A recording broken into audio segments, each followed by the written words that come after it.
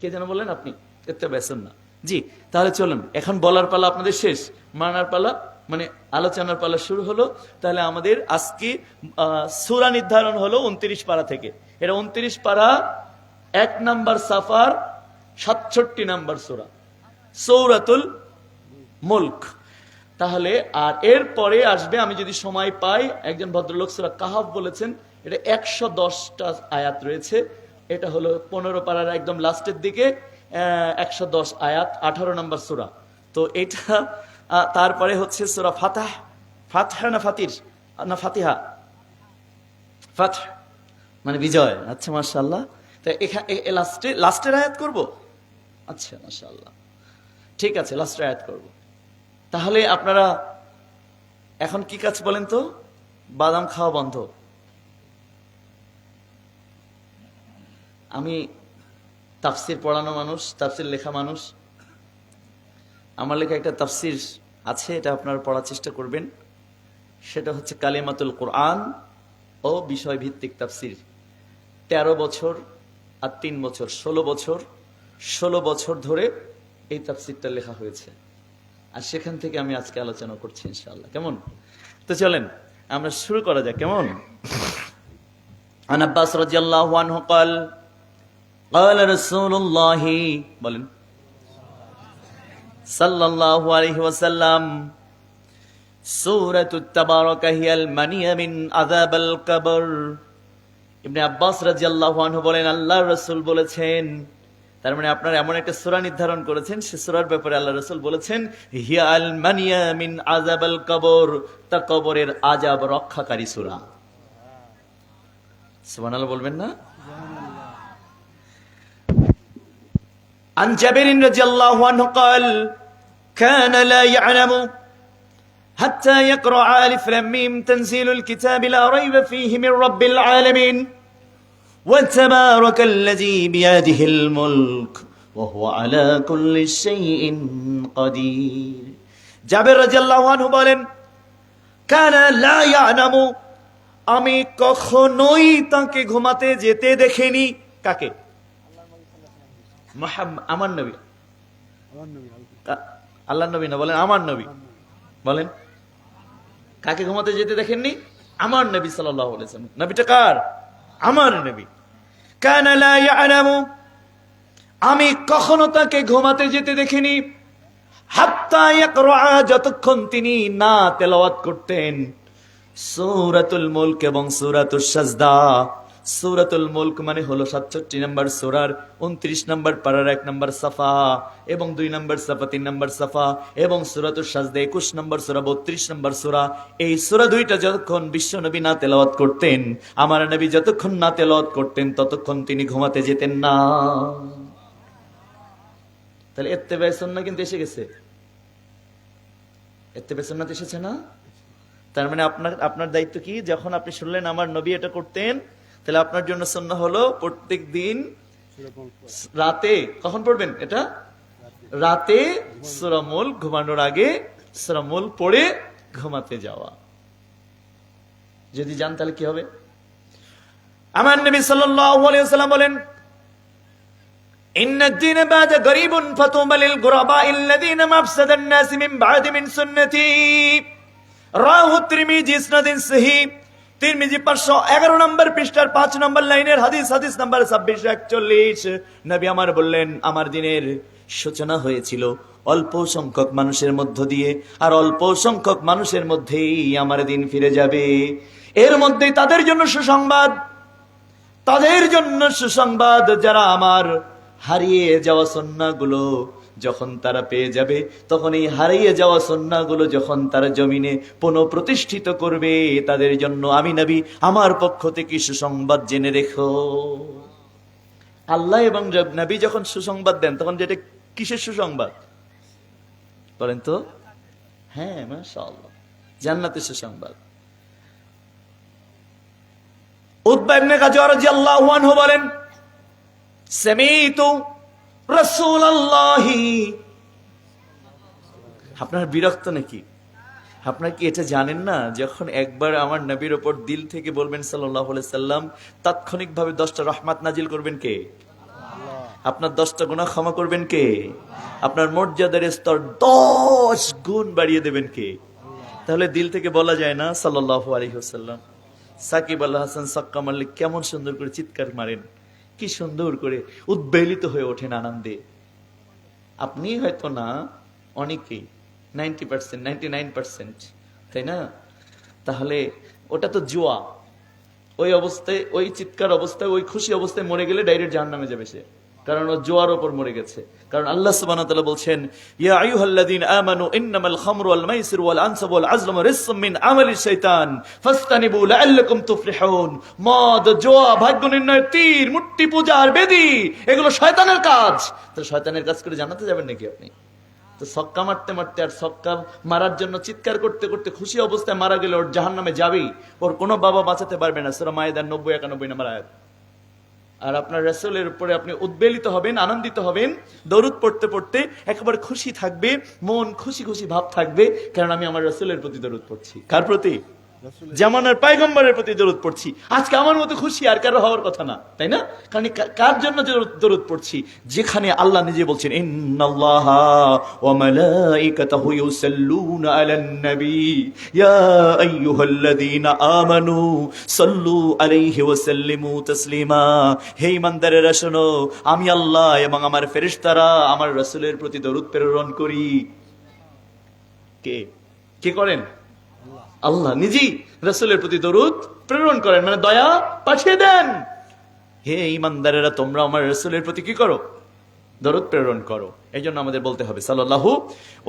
Utba ইবনে গাজওয়া রাদিয়াল্লাহু আনহু বলেন, সামি'তু রাসূলুল্লাহি, বলেন সাল্লাল্লাহু আলাইহি ওয়াসাল্লাম ইয়াকুল, আমি আল্লাহর রাসূলকে বলতে শুনেছি, ইন্না মিন আরায়াকুম জামানা সাবরিল লিল মুতামাসসিকি ফিহি 50 শাহিদা মিনকুম ইলাইয়া রাসূলুল্লাহি আও মিনহুম ক্বালা লাবাল মিনকুম ইলাইয়া রাসূলুল্লাহি আও মিনহুম ক্বালা লাবাল মিনকুম ইলাইয়া রাসূলুল্লাহি আও মিনহুম ক্বালা লাবাল মিনকুম।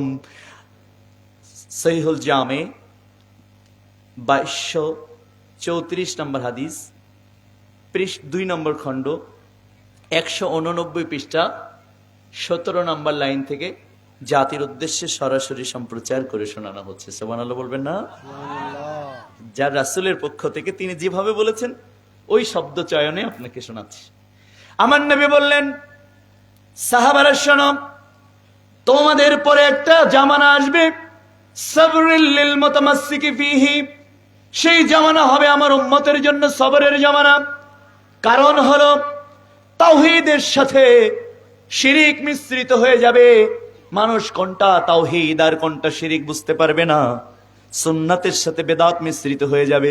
মানুষ বেদাত সুন্নাত মনে করে পালন করবে, কোনটা বেদাত আর কোনটা সুন্নাত করছে বোধ তাদের থাকবে না। আলেম ওলামাত থেকে আরম্ভ করে আওয়াম শ্রেণী কারোর মধ্যে এই বোধ থাকবে না। তার মানে আমল করছে তো করছেই, কোনটা তাওহীদ, কোনটা শিরক, কোনটা সুন্নাহ, কোনটা বেদাত, এই চর্চা তাদের মধ্যে থাকবে না। এই বোধ শক্তি হারিয়ে ফেলবে। এই সময় সুন্নতি মানুষদেরকে বরং গালি দেওয়া হবে, সুন্নতি মানুষগুলোকে গালি দেওয়া হবে, আর বেদাতীদেরকে সম্মান জানানো হবে। এই সময় হবে আমার উম্মতের জন্য সবচেয়ে কঠিনতর এবং সবরের জামানা। তার মানে নগদে আপনাকে কি বলবে? আপনি সুন্নাহর উপর আমল করছেন, আপনাকে বলে দিবে ফেতনাবাজ। এটা হয়তো আপনি আহলে হাদিস অধ্যুষিত এলাকা, এই টাঙ্গাইল কালিহাতি অঞ্চল, কিন্তু বাংলাদেশের 98% যে সকল অঞ্চলগুলো আমাদের মাযহাব অধ্যুষিত, কথিত মাযহাব অধ্যুষিত, সেখানে যে কি ভয়ঙ্কর অবস্থা আপনি কল্পনা করতে পারবেন না। বিশুদ্ধ আমলের কথা বললে তাদের গায়ে গাত্র দাহ শুরু হয়ে যায়। মসজিদগুলোকে ভেঙে দেয়া হচ্ছে, মাদ্রাসাগুলোকে ভেঙে দেয়া হচ্ছে। আপনারা জানেন আমরা সেখানে গিয়ে দাঁড়াচ্ছি তাদের পাশে আল্লাহর জন্য, সালাফি আহলে হাদিস যারা তাদের পাশে, কারণ তাদের এই আমল তারা করতে দিবে না। আমার নবী বললেন, সাবরিল লিল মুতামাসসিকি ফিহি, এই জামানা হবে আমার উম্মতের জন্য সবরের জামানা। এই সময়ে যে সকল উম্মত আমার সুন্নাতগুলো দৃঢ়ভাবে আঁকড়ে ধরে আমল করতে থাকবে। খামসিনা শাহীদাম মিনকুম, সাহাবারা তোমরা আল্লাহর রাস্তায় যুদ্ধের ময়দানে ইসলামের সপক্ষে কুফফারদের বিপক্ষে যুদ্ধের ময়দানে যুদ্ধ করতে করতে করতে যুদ্ধের ময়দানে রক্তাক্ত শহীদ হয়ে গেলে তোমাদের যত মর্যাদা, এমন 50 জন রক্তাক্ত শহীদ সাহাবার মর্যাদা আমার উম্মতের শেষ ভাগের উম্মতকে আল্লাহ দান করবে। তার মানে ভয়ঙ্কর এক কথা। তার মানে খালিদ বিন ওয়ালিদ, আব্দুল ইবনে আব্দুল রাওহা, আবু বকর সিদ্দিক, ওমর ফারুক, আলী রাদিয়াল্লাহু আনহু, খায়বারের সেই মহাযোদ্ধা, এই মানুষগুলোকে সামনে রেখে বলছেন তোমরা যুদ্ধের ময়দানে যুদ্ধ করতে করতে 50 জন সাহাবা শহীদ হয়ে গেলে যতটা মর্যাদা একত্রিত হয়, আমার শেষ জামানার উম্মত যখন আমার সুন্নাতের উপর থাকবে, আল্লাহ রাব্বুল আলামিন ওদের একজনকে এত মর্যাদা দিয়ে দিবে। সহিহুল জামের 2234 নম্বর হাদিস। কেন আপনি আমার রাসূলের সুন্নাহকে মহব্বত করবেন না? কেন সুন্নাতে আমল করবেন না? 50 জন সাহাবার শহীদের মর্যাদার কথা শুনে সাহাবা প্রত্যেকে আটকে উঠেছে। তার মানে তাদের ব্যাপারে কোরআনের আয়াত নাজিল হয়েছে। আল্লাহ নিজে বলেছেন রাদিয়াল্লাহু আনহু ওয়া রাদু আনহু, আল্লাহ তাদের উপর সন্তুষ্ট, তারাও আল্লাহর উপর সন্তুষ্ট। তারা তাদের মান মর্যাদার কথা জানতেন, তাদের মর্যাদা তারা মূল্যায়ন করতেন, নিজেদের মান নিজেদের মর্যাদা বুঝতেন। আমরা হলাম আল্লাহর রাসূলের সাহাবা, অথচ এই মর্যাদা বোঝার কারণে রাসূলের কাছে তারা ফিরতি প্রশ্ন ছুড়ে দিলেন যে ইজ ইট ইয়া প্রফেট সাল্লাল্লাহু আলাইহি সাল্লাম, হে আল্লাহর নবী, is it the sleeping of tongue? আল্লাহ নবী, এটা কি স্লিপিং অফ টাং মানে কি মুখ ফসকে উল্টে গেছে? মুখ ফসকে উল্টে গেছে? আও মিনহুম, এটা কি তাদের মধ্যকার 50 জন শহীদের কথা বলতে গিয়ে আমাদেরটা বলে ফেলেছেন? সুবহানাল্লাহ বলবেন। আল্লাহর রাসূলের কাছে 3 বার করে সাহাবারা এটাকে স্লিপিং অফ টাং বলে ফেললেন কিনা, কারণ ভয়ানক কথা। 50 জন সাহাবার শহীদ হয়ে গেলে যত মর্যাদা, প্রত্যেকটা বিশুদ্ধ সুন্নাত আমলকারীকে আল্লাহ রাব্বুল আলামিন যদি এত মর্যাদা দান করেন, তাহলে কত ভয়াবহ ছিল সেই সময়ের ঈমান। সেই সময় আল্লাহর রাস্তায় যুদ্ধ করা কত ভয়াবহ ছিল, কত কঠিন ছিল সাহাবাদের জন্য। তার মানে বোঝা যাচ্ছে তার চেয়ে কঠিন হবে এই জামানায় সুন্নাতে আমল করা। তার চেয়ে কঠিন হবে, অনেক কঠিন হয়ে যাবে। তখন সাহাবারা বলেন আও মিনহুম, এটা কি তাদের মধ্যকার 50 জন কিনা? আল্লাহ নবী বলেন না, বাল মিনকুম, আমি তোমাদের মধ্যকার বলেছি। সুবহানাল্লাহ। আবার সাহাবা বলেন আও মিনহুম, আল্লাহ নবী এই 50 জন শহীদের মর্যাদা কি তাদের মধ্যকার? আরেক দল বললেন লা।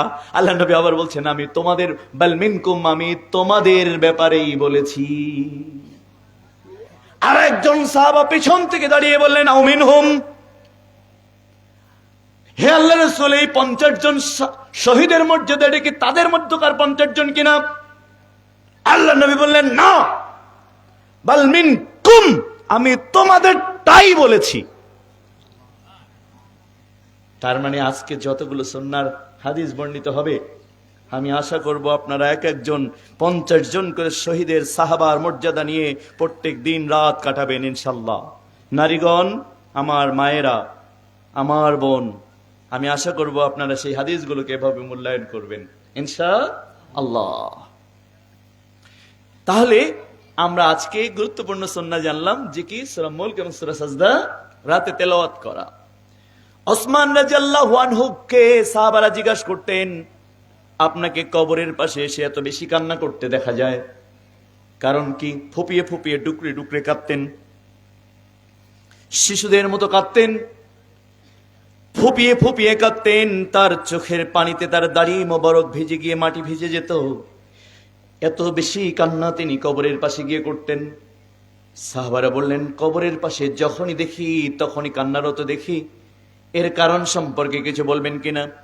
ওসমান রাদিয়াল্লাহু আনহু সাহাবাদের একটা টিমকে তখন ডেকে বলছেন, শোনো, সামি'তু রাসূলুল্লাহি সাল্লাল্লাহু আলাইহি ওয়াসাল্লাম ইয়াকুল, আমি আল্লাহর রাসূলকে বলতে শুনেছি, ইন্নাল কবর আউওয়ালা মানজিল মিন মানাজিলাল আখিরা ফাইন্না জামিনহু ফাবাদু আইসার মিনহু ওয়া ইল্লাম ইয়ানজু মিনহু ফাবাদু আশাদ্দু মিনহু ইন্নাল কবর আউওয়ালা মানজিল।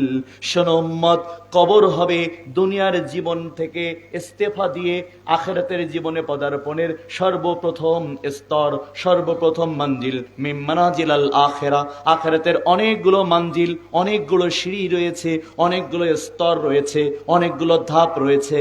তার মধ্যে প্রথম ধাপ হলো কবর।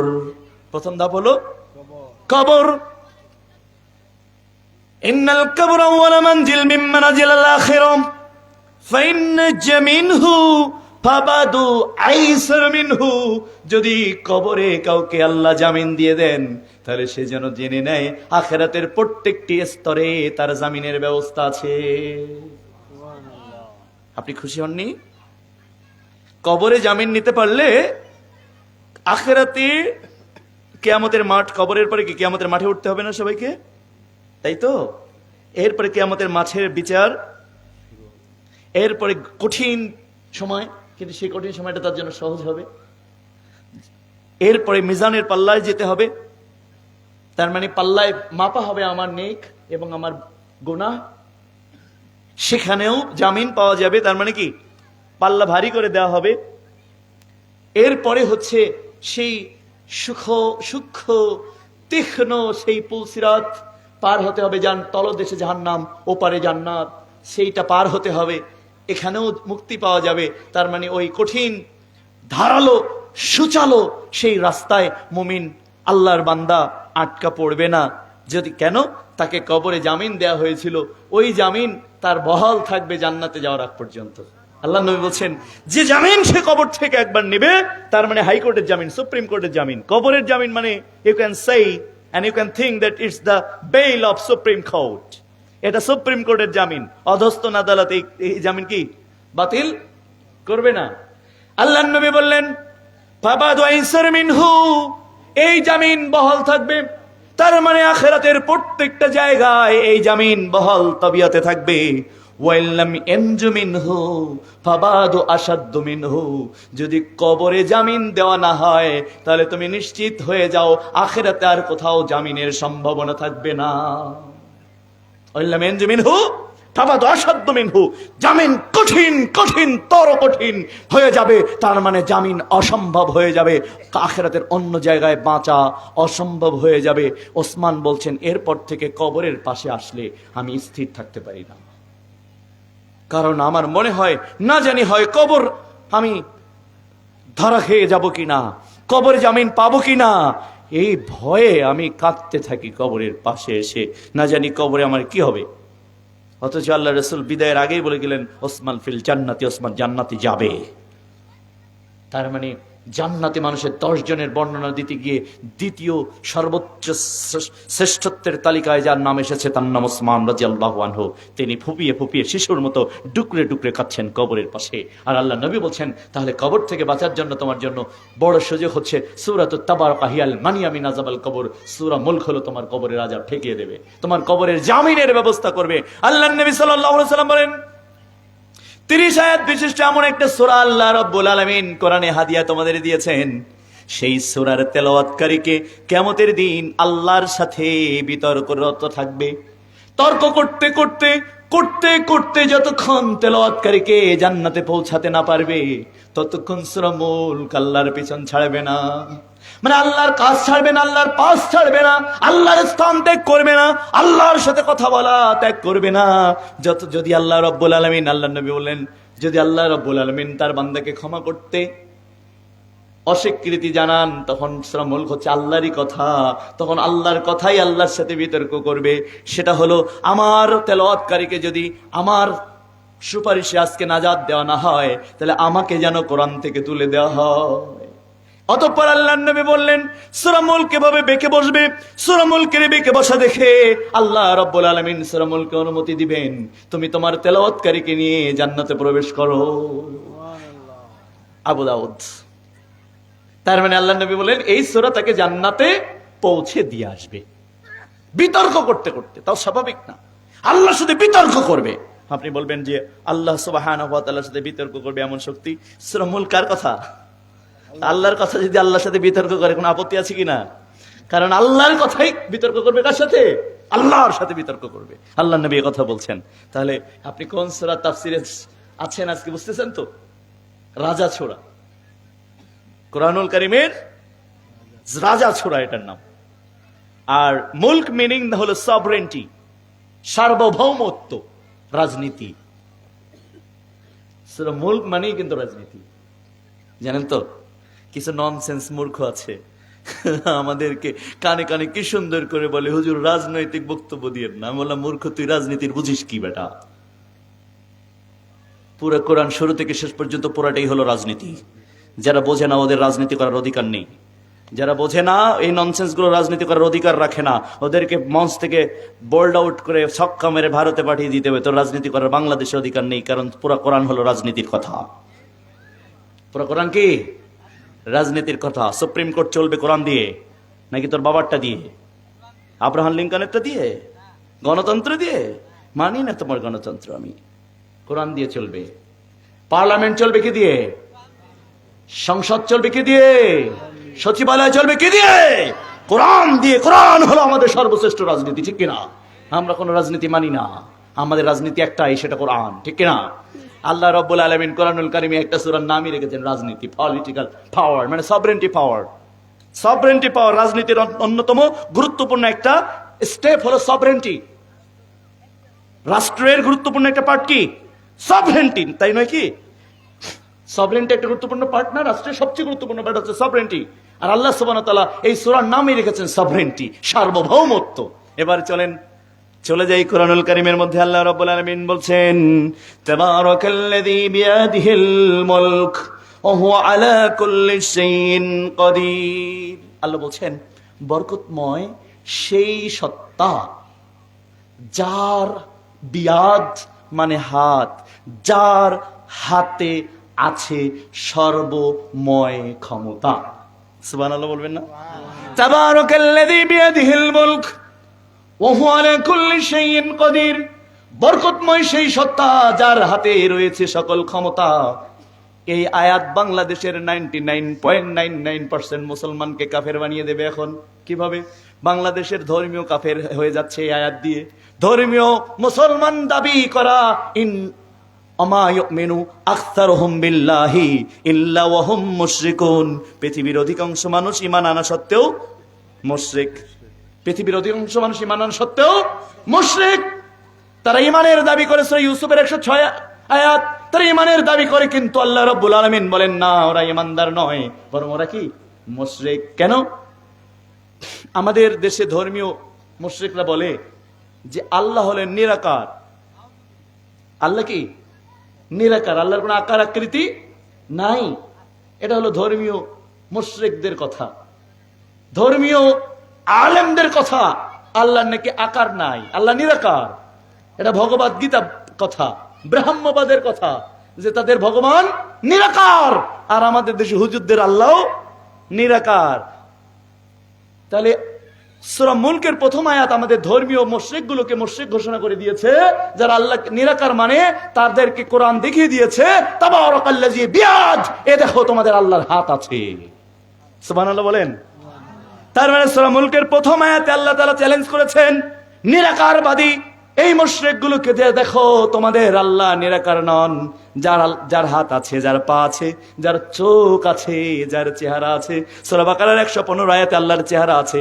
সূরা কলমের 42 নম্বর আয়াতে আল্লাহর পা আছে। আল্লাহ রাব্বুল আলামিনের হাত আছে। সূরা মুলকের প্রথম আয়াত। যার হাত আছে, যার পা আছে, যার চোখ আছে, বলেন তিনি নিরাকার হয় কি করে? কারণ যার কিছুই নেই সে তো নিরাকার।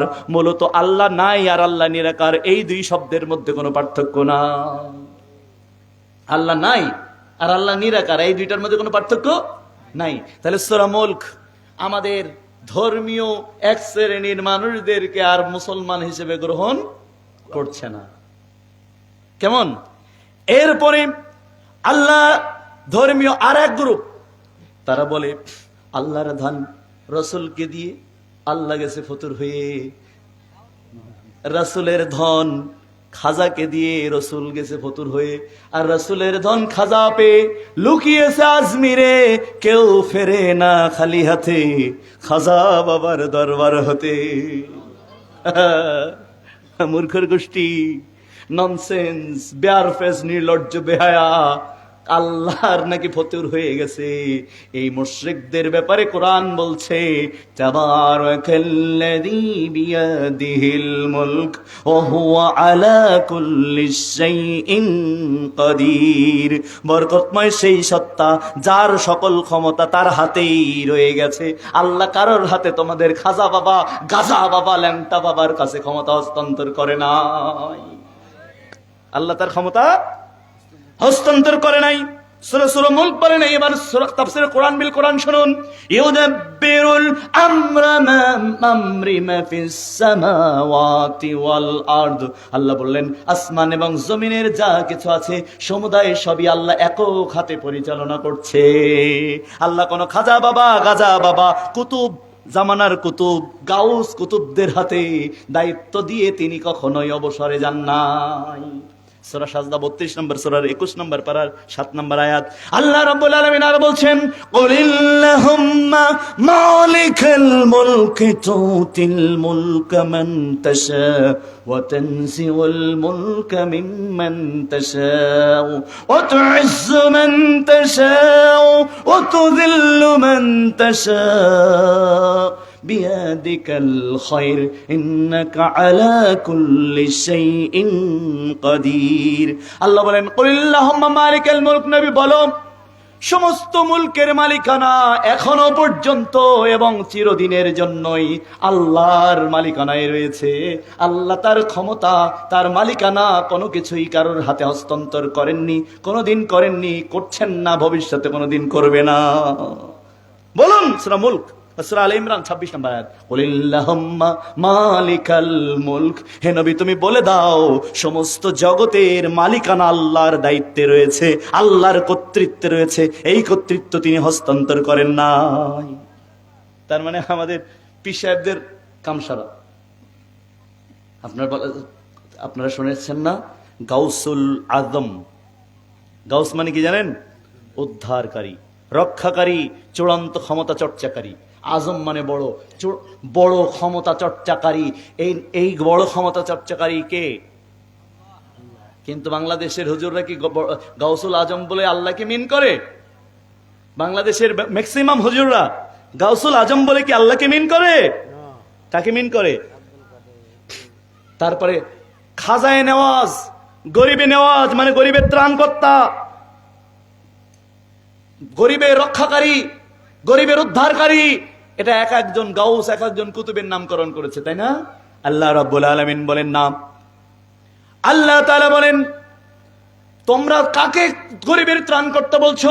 ওয়ানতুম হুমুল ফুকারা, বরং তোমরা পৃথিবীবাসী যারাই আছো তোমরা সবাই একযোগে হলো আল্লাহর দরবারের ফকির।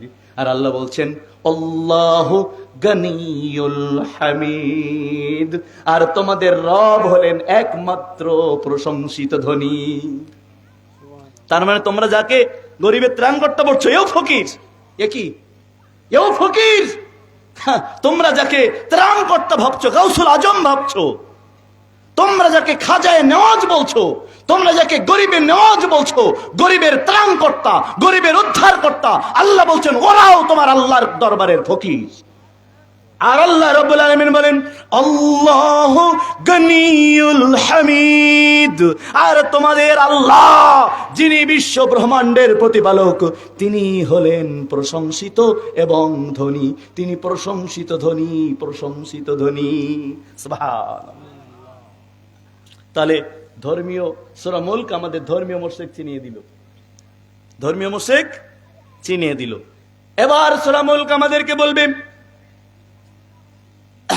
রাষ্ট্রীয় মুশরিক, রাজনৈতিক মুশরিক চেনাবে। এখন তো আপনারা চেতে যাবেন, চেতলে কিছু করার নাই। কথা বলবো কার জন্য? বাংলাদেশ সংবিধান কোরআন, তাই না? বাংলাদেশের সংবিধান কোরআন না? বাংলাদেশের সরকার ব্যবস্থা কি? গণতন্ত্র, যেটা আমাদের জন্য ওয়াজিব মানা, ঠিক ঠিক নয় কি? গণতান্ত্রিক রাজনীতি করা আমাদের জন্য ওয়াজিব, ঠিক কিনা? হ্যাঁ, এই গণতান্ত্রিক রাষ্ট্রে একটা সংবিধান আছে। সংবিধানের 7-1 অনুচ্ছেদে বলা আছে, খালি বাংলাদেশের সংবিধানে না, পৃথিবীর যত গণতান্ত্রিক রাষ্ট্র আছে, পৃথিবীর যত গণতান্ত্রিক রাষ্ট্র আছে তাদের সংবিধানে একথা লেখা ফরজ। It is mandatory to write in their constitution that all the supreme power of this state belong to the people. ওই রাষ্ট্রে ওই সংবিধানে লেখা তাদের জন্য ফরজ, তাদের জন্য বাধ্যতামূলক। আমাদের ইসলামে যেমন একথা বলা ফরজ, শাহাদাত আল্লাহ ইলাহা ইল্লাল্লাহ, আল্লাহ ছাড়া আর কোন সত্য ইলাহ নাই। আর গণতান্ত্রিক সংবিধানে একথা লেখা ফরজ যে all the supreme power belong to the people. এই স্টেটের, এই রাষ্ট্রের সর্বোচ্চ সর্বময় ক্ষমতা জনগণের হাতে, এটা লেখা ফরজ। যদি না লেখে তাহলে ওই রাষ্ট্র গণতান্ত্রিক রাষ্ট্র হিসেবে বিবেচিত হবেন। এটা গণতান্ত্রিক ধর্মে। আমাদের সাবেক স্বৈরাচার বলেন আর যাই বলেন, তারাও কিন্তু বলতো যে জনগণ সকল ক্ষমতার মালিক, জনগণ সকল ক্ষমতার উৎস। খালি তারা না, ওরা যদি স্বৈরাচার হয়, আপনাদের বর্তমান যেসব স্যারেরা আছে, ও স্যারেরাও তো কথায় বিশ্বাস করে জনগণ, এবং বলে জনগণ সকল ক্ষমতার মালিক, জনগণ সকল ক্ষমতার উৎস, জনগণ চাইলে আমরা ক্ষমতায় যাব, জনগণ না চাইলে ক্ষমতায় যাব না। এই কথা বলে না, জনগণ সকল ক্ষমতার মালিক, এ কথা তারা বলে। এই কথা বলে তারা রাজনীতি করে। তাহলে এই কথা বলে যখন তারা রাজনীতি করে, তখন সূরা মুলকের প্রথম আয়াতকে তারা ডাইরেক্ট অস্বীকার করে। নাউজুবিল্লাহ বলেন। তাবারাকাল্লাযী বিয়াদিহিল মুলকু ওয়া আলা কুল্লি শাইইন কাদির। বরকতময় সেই সত্তা যার হাতে রয়েছে সকল ক্ষমতা। আর আল্লাহর কাছ থেকে ক্ষমতা নিয়ে নিয়ে আমাদের বিএনপিরা, আমাদের আওয়ামী লীগেরা, আমাদের জাতীয় পার্টিরা, আমাদের দেশীয় রাজনীতিবিদেরা আমার আল্লাহর কাছ থেকে ক্ষমতা ছিনিয়ে নিয়ে আমাদের দেশের জনগণের হাতে ক্ষমতা হস্তান্তর করে দিয়েছে। আর জনগণের হাতে ক্ষমতা হস্তান্তর করার কারণে আমাদের কোনো রাজনীতিবিদ আর মুসলমান নাই। তাদের যদি কেউ মুসলমান মনে করে, তাদেরও ঈমান থাকবে না। যারা গণতান্ত্রিক রাজনীতি করে তাদের যদি ঈমান থাকে, তারা যদি মুসলমান হয়, তাহলে ট্রাম্পও মুসলমান, ট্রাম্পও ঈমানদার। গণতান্ত্রিক রাজনীতি করে যদি মুসলিম হওয়া যায়, তাহলে ইসরায়েলের নেতানিয়াহু মুসলমান, তাকেও ইসলাম, তাকেও স্বীকৃতি দিতে হবে যে সেও জান্নাতে যাবে। গণতান্ত্রিক রাজনীতি করে যদি মুসলিম থাকা যায়, তাহলে ভারতের মোদিরাও মুসলিম হতে পারে। কিন্তু গণতন্ত্র আর ইসলামের সাথে আসমান এবং জমিন পার্থক্য। আগুন এবং পানি যেমন এক পাত্রে জমা করা যায় না, তেমনি গণতন্ত্র আর ইসলামকে একসাথে জমা করা যায় না। গণতন্ত্র আর ইসলামকে একসাথে জমা করা যায় না। আল্লাহ বলছেন সকল ক্ষমতার মালিক হলো জনগণ, আর আল্লাহর হাতে রয়েছে সকল ক্ষমতা। আর আমার দেশের রাজনীতিবিদরা আমাকে শেখাচ্ছে সকল ক্ষমতার মালিক হলো জনগণ। আর এটা সংবিধানে লিখিত ভাবেও লেখা রয়েছে। এই কথা বিশ্বাস করে, এই চেতনার ওপর রাজনীতি করলে, আল্লাহর শপথ করে আমি কোরআন যতদূর বুঝেছি, আমি স্পষ্ট ফতোয়া দিয়ে যাচ্ছি, এই প্রচলিত রাজনীতি করলে তাদের তাহাজ্জুদ, তাদের সালাত, তাদের সিয়াম, তাদের হজ, তাদের এই লাখ লাখ কোটি কোটি টাকা যে সাদাকা, এই যে সাদাকা করলেন, আলহামদুলিল্লাহ আমি খুশি হয়েছি। আল্লাহ রাব্বুল আলামিন আপনাদের হাতকে দারাজ করে দেন। আল্লাহর জন্য আপনারা খরচ করছেন, করুন, কিন্তু জেনে রাখুন এই সাদাকার 1 পয়সা মূল্য হবে না যদি আপনার শিরিকি চেতনা যদি আপনার মধ্যে থাকে। আর গণতন্ত্র মানা পরিষ্কার শিরিক, গণতন্ত্র রাজনীতি করা পরিষ্কার শিরিক। যেমনটা আল্লাহ রাব্বুল আলামিন বলেন, ইন্নাদ-দীনা ইনদাল্লাহিল ইসলাম, আমি তোমাদের কাছে একমাত্র জীবন ব্যবস্থা দিয়েছি, সেই জীবন ব্যবস্থার নাম একমাত্র শুধুমাত্র ইসলাম। আল্লাহ তাআলা বলেন, ইয়া আইয়ুহাল্লাযীনা আমানু, অতএব হে ঈমানদারেরা, উদখুলু ফিস-সিলমি কাফা, তোমরা আমার ইসলামে পরিপূর্ণ প্রবেশ করো, পরিপূর্ণভাবে প্রবেশ করো। ওয়ালা তাত্তাবিউ খুতুওয়াতিশ শাইতান, তোমরা শয়তানের পদঙ্ক অনুসরণ করো না। ইন্নাহু লাকুম আদুউম মুবিন, ইসলামের বাইরে যতটুকু আছে সেটুকু হলো শয়তানের কাজ। অতএব ইসলামের মধ্যে 100% প্রবেশ করো। আল্লাহ বলছেন শয়তানের পদঙ্ক অনুসরণ করো না। ওয়া মান ইয়াবতাগি গায়রাল ইসলামি দীনান, অতএব আমার ইসলাম ছাড়া যদি কেউ অন্য কোনো মতাদর্শ, অন্য কোনো রাজনৈতিক চেতনা, অন্য কোনো সামাজিক চেতনা, অন্য কোনো ব্যক্তিগত চেতনা, অন্য কোনো মতাদর্শ, অন্য কোনো তন্ত্র, অন্য কোনো মন্ত্রকে অনুশীলন করে ফালা ইউকবালা মিনহু, কশ্চিন কালেও তাদের কাছ থেকে তা গ্রহণ করা হবে না। ও হুয়া ফি আখিরাতি মিনাল খাসিরিন, এবং আখিরাতে তারা চূড়ান্তভাবে ধ্বংস হয়ে যাবে। তার মানে ইসলাম ছাড়া যারা কোনো তন্ত্র, সমাজতন্ত্র, সুফিবাদ, যুগীবাদ, পীরতন্ত্র, অন্য কোন তন্ত্রমন্ত্র অনুশীলন করবে, কশ্চিন কালেও তার কাছ থেকে আল্লাহ কোনো আমল গ্রহণ করবেন না। ও হুয়া ফি আখিরাতি মিনাল খাসিরিন, এবং আখিরাতে তারা চূড়ান্তভাবে ধ্বংস হয়ে যাবে। সূরা আলে ইমরান 3 নম্বর সূরার 85 নম্বর আয়াত, 3 নম্বর সূরার 86 নম্বর আয়াত, 3 নম্বর সূরার 19 নম্বর আয়াত, 3 নম্বর সূরার 87 নম্বর আয়াত স্পষ্ট বলে দিয়েছে আল্লাহ তাআলা তার কাছ থেকে কোনো আমল গ্রহণ করা হবে না, সে ক্ষতিগ্রস্ত হবে এবং চূড়ান্ত ধ্বংস হবে। সূরা আল ইমরান 85 আয়াত। এখন তাহলে সূরা মুলক প্রথম আয়াত আমাদেরকে বলে দিচ্ছে ইসলাম ছাড়া অন্য মতাদর্শ আমাদের জন্য শিরক। আমাদের জন্য কি? তাহলে গণতন্ত্র হলো শিরক। গণতন্ত্র হারাম বলা যাবে না, গণতন্ত্র শিরক। গণতন্ত্র কি? শিরক। আল্লাহ রাব্বুল আলামিন বলেন ইন্নাহু মান ইশরিকু বিল্লাহি ফাকাদ হারামাল্লাহু আলাইহিল জান্নাহ ওয়া মাওয়াহুন নার ওয়া মা লিয-যালিমিন মিন আনসার। যে আল্লাহর সাথে শিরকে লিপ্ত হবে, আল্লাহ তার প্রথম পুরস্কার ঘোষণা করে বলছেন তার জন্য আমি জান্নাতকে স্থায়ীভাবে হারাম করে দিব। ওয়া মাওয়াহুন নার, তার থাকার জায়গা হবে জাহান্নাম।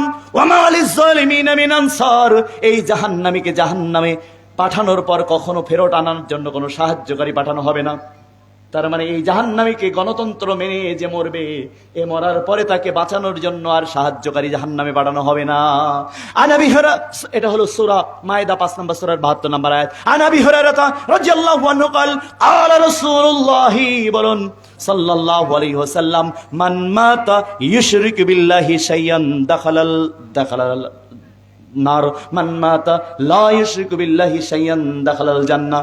যে ব্যক্তি শিরিক করে মুশরিক অবস্থায় মৃত্যুবরণ করেছে, আল্লাহর জান্নাতে সে কখনো যেতে পারবে না, সে ডাইরেক্ট জাহান্নামে প্রবেশ করবে। মান মাতা লা ইউশরিকু বিল্লাহি শাইয়ান দাখালাল জান্নাহ, পক্ষান্তরে কেউ যদি আল্লাহর সাথে অংশীদারিত্ব স্থাপন না করে, আল্লাহর সাথে শরীক না করে যদি মৃত্যুবরণ করে, আল্লাহর নবী বললেন এই লোকটাকে আল্লাহ ডাইরেক্ট জান্নাতে পাঠিয়ে দিবে।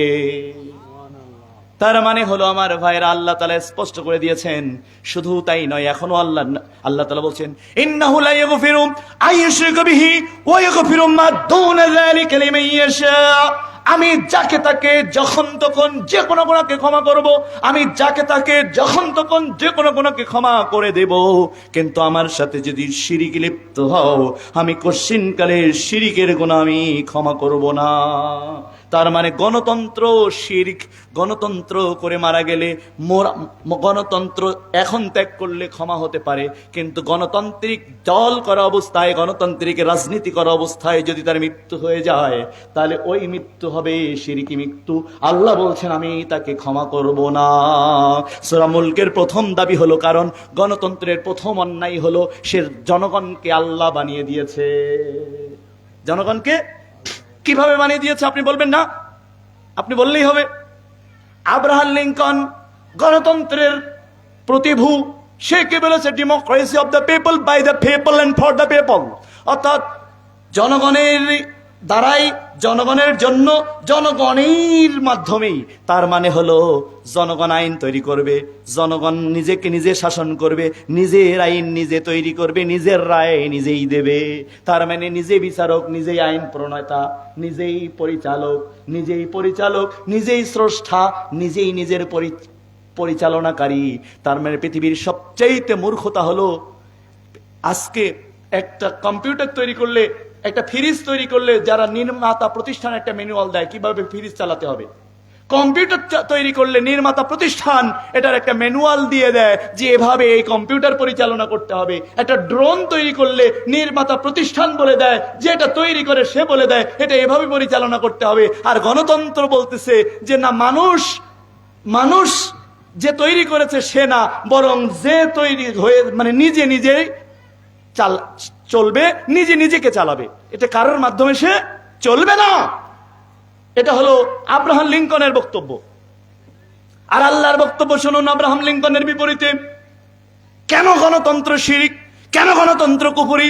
আব্রাহাম লিঙ্কন বলেছে of the people, by the people and for the people. Of by and for, of মানে হচ্ছে র বাইয়ের, অফ মানে জনগণের, বাই মানে জনগণের দ্বারা।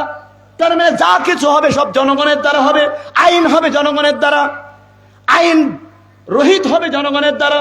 যেমন বাংলাদেশ সংবিধান 7-এর 2 নম্বর অনুচ্ছেদ পড়েন, বলেছে এই সংবিধানের কোন আইন যদি অন্য কোন আইনের সাথে অসামঞ্জস্যশীল হয়, যতখানি অসামঞ্জস্যশীল হবে ততখানি বাতিল হবে। তার মানে জনগণই সবকিছু বাতিল করবে, জনগণ তৈরি করবে, জনগণ বাতিল করবে, জনগণ তৈরি করবে। তাহলে তুই নিজের তৈরি করলি কিনা, কেন এতটুকু বাদ দিলি কেন? তো নিজেরটা নিজে তৈরি করা দরকার ছিল। আল্লাহ রাব্বুল আলামিন বলেন আলা লাহুল খালক ওয়াল আমর, অতএব হে গণতন্ত্রের আব্রাহাম লিঙ্কনের দাসেরা, আব্রাহাম লিঙ্কন পূজারীরা, আব্রাহাম লিঙ্কনের গণতন্ত্রের কাফের মুশরিকের গোষ্ঠী, শুনে রাখো, জনগণের দিয়ে জনগণ পরিচালিত হবে না, বরং আলা লাহুল খালক আর আমর, যিনি সৃষ্টি করেছেন তার আইন চলবে, আর কারোর আইন চলবে না। সুবহানাল্লাহ বলবেন না? সৃষ্টি করেছেন যিনি, আইন চলবে কার? তোমার বাপের, আব্রাহাম লিঙ্কনের, জিনা। আল্লাহ রাব্বুল আলামিন আরো বলেন ইত্তাবিউ মা উনজিলা ইলাইকুম মির রাব্বিকুম ওয়া লা তাত্তাবিউ মিন দুনিহি আউলিয়া কলিলাম মা তাযাক্কারুন। তোমরা অনুসরণ করবে তোমাদের প্রতিপালক যা তোমাদেরকে আইন নাজিল করেছেন সেটা, ওয়ালা তাত্তাবিউ মিন দুনিহি আউলিয়া, এটা বাদ দিয়ে দুনিয়ার কোন ওলি আউলিয়ার অনুসরণ তোমরা করবে না। ওলি আউলিয়া মানে কি? আমাদের গার্ডিয়ান ওলি, ওলি বহু বচন, আউলিয়া গার্ডিয়ানস। আমাদের গার্ডিয়ান ভারত, আমাদের গার্ডিয়ান হাসিনার গার্ডিয়ান ছিল ভারত, এখন আমাদের ইউনূস সাহেবের গার্ডিয়ান হলো ট্রাম্প, আমেরিকা। তার মানে জাস্ট ওই যা ছিল তাই আছে, জাস্ট হালকা একটু ভারত থেকে গিয়ে আমেরিকায় গিয়ে পড়েছে, এতটুকু আমরা পরিবর্তন হয়েছি। তার মানে এক কাফেরের ঘরের থেকে গিয়ে আর এক কাফেরের আমরা অভিভাবক বানিয়েছি। বাংলাদেশের ভাগ্য আকাশ, ভাগ্য আকাশ থেকে আপনারা যাই বলেন না কেন, এখনো মুসলমানদের ভাগ্য আকাশ থেকে তুফান যায় নাই, অন্ধকার যায় নাই, যতক্ষণ পর্যন্ত আল্লাহ বলছেন তোমরা অন্য সকল অভিভাবককে প্রত্যাখ্যান করে সকলের আইন, সকলের বিধান, সকলের মতাদর্শ, সকলের তন্ত্র মন্ত্র প্রত্যাখ্যান করো, বরং তোমরা মানবে, ইত্তাবিউ অনুসরণ করবে মা উনজিলা ইলাইকুম মির রাব্বিকুম, আল্লাহ যা নাজিল করেছেন সেটা। আর আল্লাহ বলেছেন, আল্লাহ নাজিল করেছেন ইন্নাদ-দীনা ইনদাল্লাহিল ইসলাম, আল্লাহ ইসলাম নাজিল করেছেন। আল্লাহ তোমাদের জন্য গণতন্ত্র নাজিল করে নাই, আল্লাহ তোমাদের জন্য সমাজতন্ত্র নাজিল করে নাই, আল্লাহ তোমাদের জন্য পীরতন্ত্র নাজিল করে নাই। আল্লাহর ইসলাম মানতে হবে, তাহলেই তুমি মুসলিম থাকবে, না হলে আল্লাহ তোমাকে মুসলিম হিসাবে কবুল করবেন না। সূরা আরাফ 7 নম্বর সূরা 3 নম্বর আয়াত। কেন কবুল করবেন না আল্লাহ তাআলা বলেছেন? সূরা নিসা 4 নম্বর সূরার 65 নম্বর আয়াত। বন্ধুরা, আপনারাই কিন্তু নির্ধারণ করে দিয়েছেন, তাফসীর করেন সূরা মুলক, আর আমি তাফসীর করছি এক একটা আয়াতের তাফসীর করছি 4টা 5টা 7টা 8টা 10টা আয়াত দিয়া। তার মানে হলো এখানে যে খুব একটা রস কষ আছে তা না, মানুষ তো খুব রস কষ মজা এইগুলো না হলে পছন্দ হয় না। তো এখন এমন একটা সূরা নির্ধারণ করেছেন, এর মধ্যে আমি কিছু রস টস দিতে পারবো না, একবার খুব কঠোর কথাবার্তা। এই জন্য আজকের বক্তব্যটা খুব মজা পাওয়া যাবে না, কিন্তু শুনলে যেমন কিছু কিছু খাবার আছে, যেমন মেডিসিন, এটা খাইতে মজা লাগে না কিন্তু খাওয়ার পর রোগটা সারে, ঠিক না? তো সূরা মুলকে মজা পাইবা না, কিন্তু বুঝলে তোমার রোগগুলো ধ্বংস হইয়া জাহান্নাম থেকে মুক্তি পাইয়া জান্নাতে যাইতে পারবা, এতটুকু বলতে পারি আমি।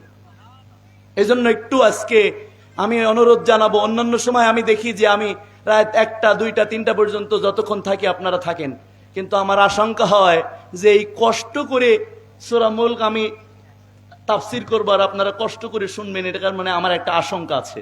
এই জন্য আমি আপনাদেরকে সতর্ক করছি, গুরুত্বপূর্ণ সূরা তাফসীরে আছি, আপনারা আল্লাহর ওয়াস্তে একটু থাকেন।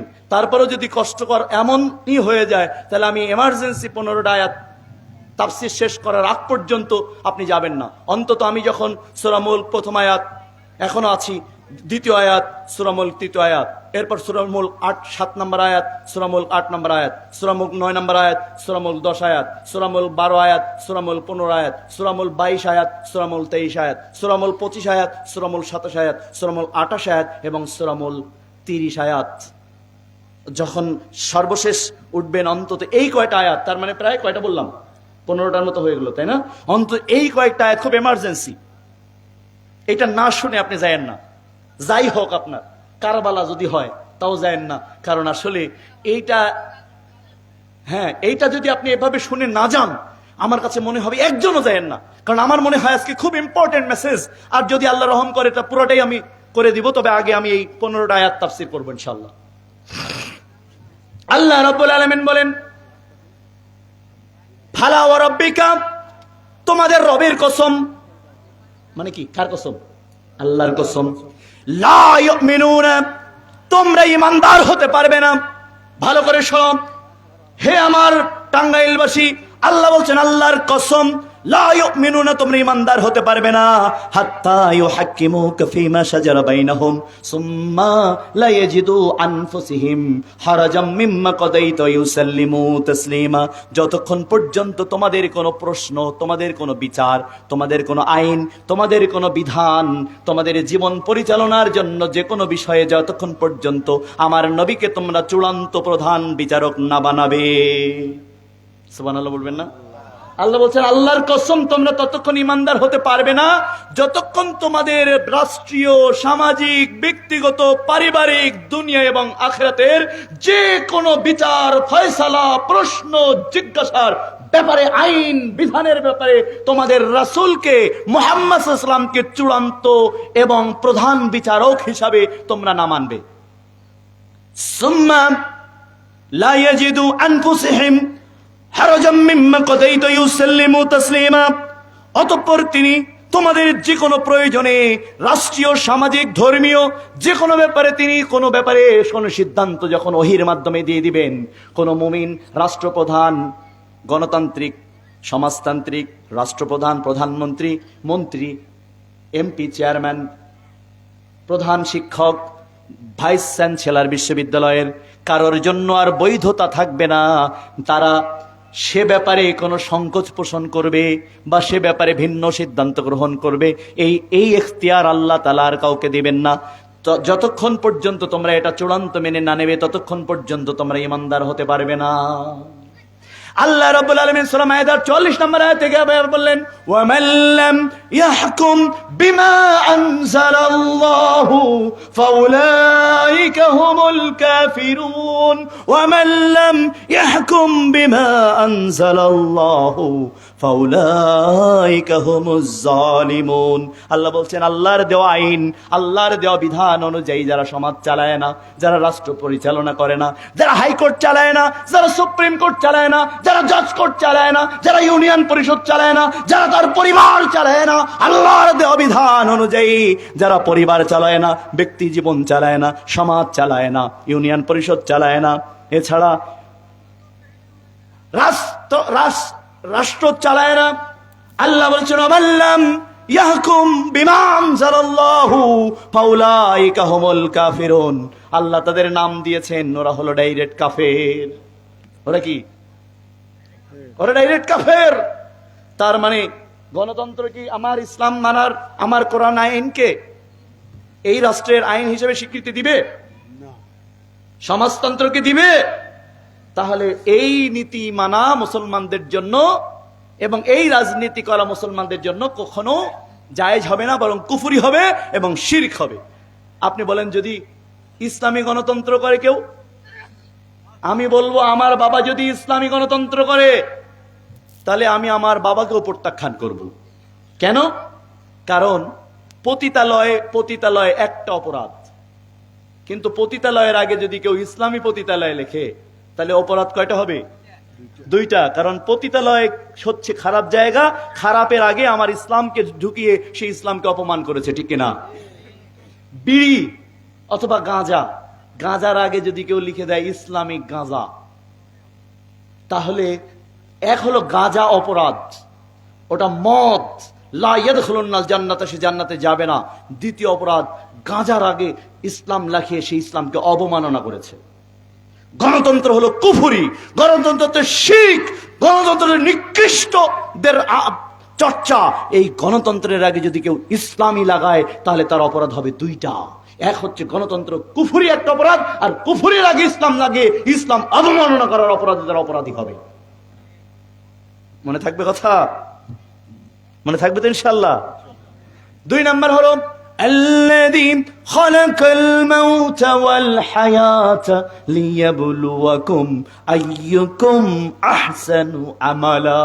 আল্লাহ বলছেন আমি তোমাদের হায়াত এবং মৃত্যু সৃষ্টি করেছি। সূরা মুলকের 2 নম্বর আয়াত। এবার আমরা চলে যাচ্ছি কত আয়াত? 2 নম্বর। الذي خلق الموت والحياة ليبلوكم أيكم أحسن عملا। আমি তোমাদের দুইটা জিনিস সৃষ্টি করেছি, একটা হচ্ছে তোমাদের সময়, তোমাদের হায়াত, ওয়াল মাউতা, এবং আমি তোমাদের মৃত্যু সৃষ্টি করেছি। কেন?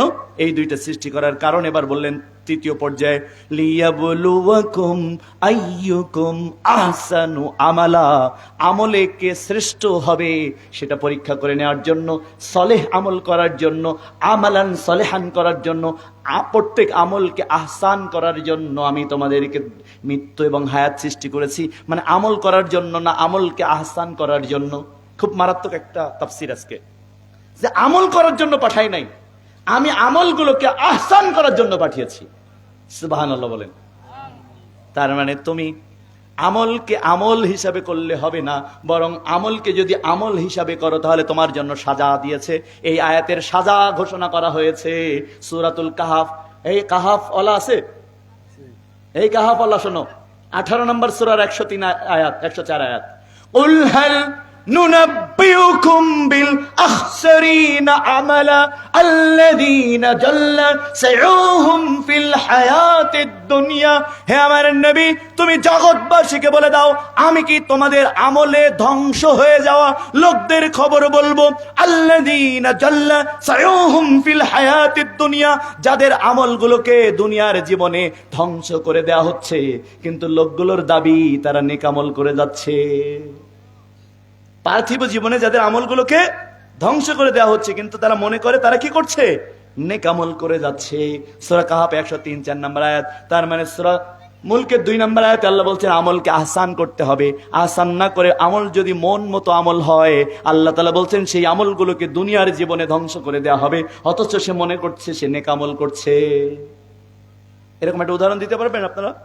যে আমল করছে, সে মনে করছে নেক আমল করছে, ভালো কাজ করছে, জান্নাতে যাবে, কিন্তু আল্লাহ বলছেন ওই আমলটা তার দুনিয়ার জীবনে ধ্বংস করা হচ্ছে, কারণ সে আমলটা তার মন মতো করেছে, আমলটাকে আহসান করে নাই।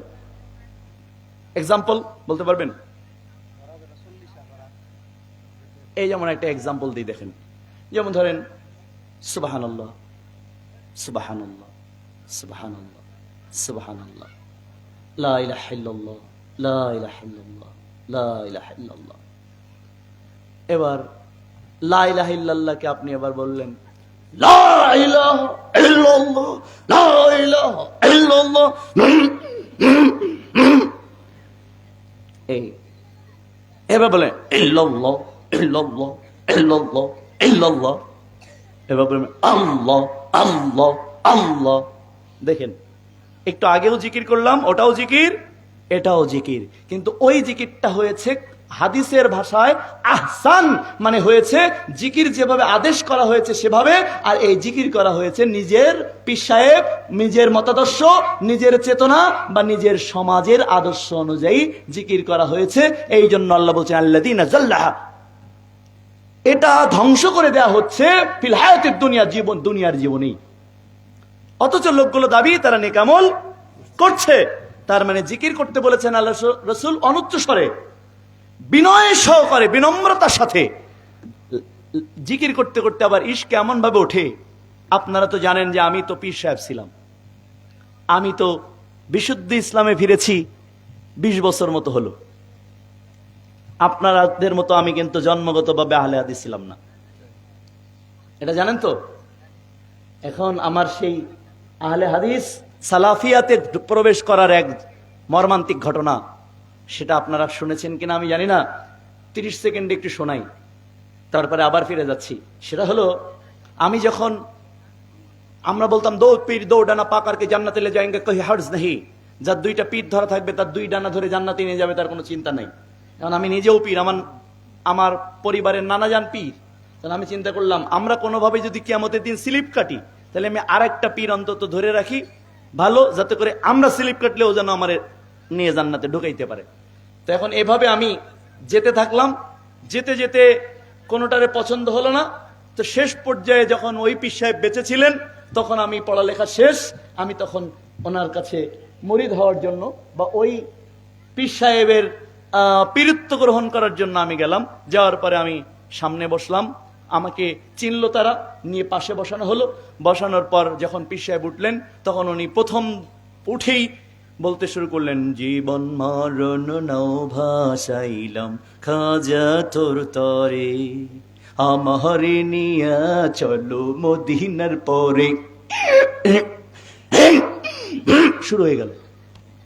তারপরে খাজা তোমার তরণ ধরি, দেখা দাও একবার তুমি, দেখবো আমি নয়ন ভরি, এই না ভাবেতে বাবা।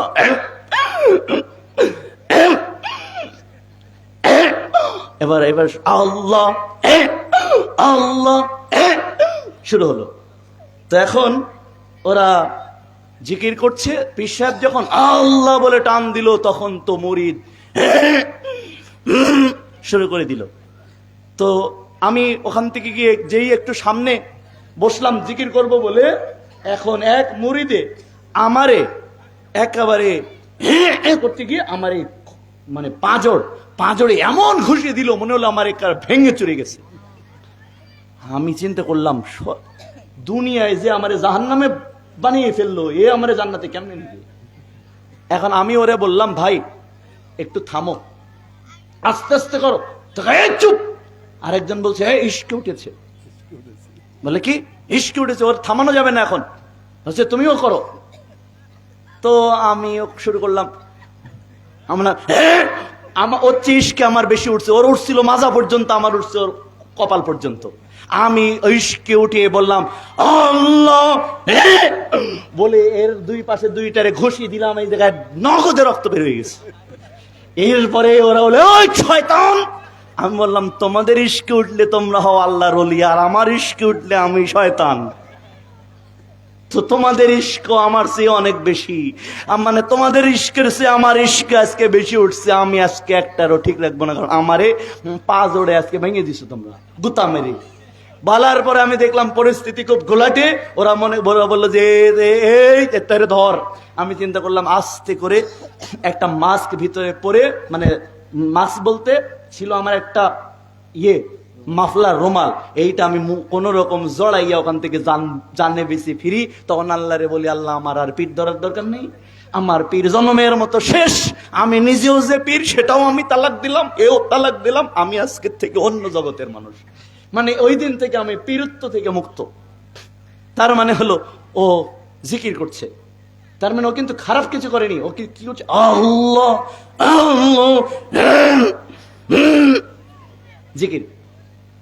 তার মানে ও কিন্তু জিকির করছে, ও কিন্তু অন্য কিছু করছে না, গালি দিচ্ছে না, ও জিকির করছে।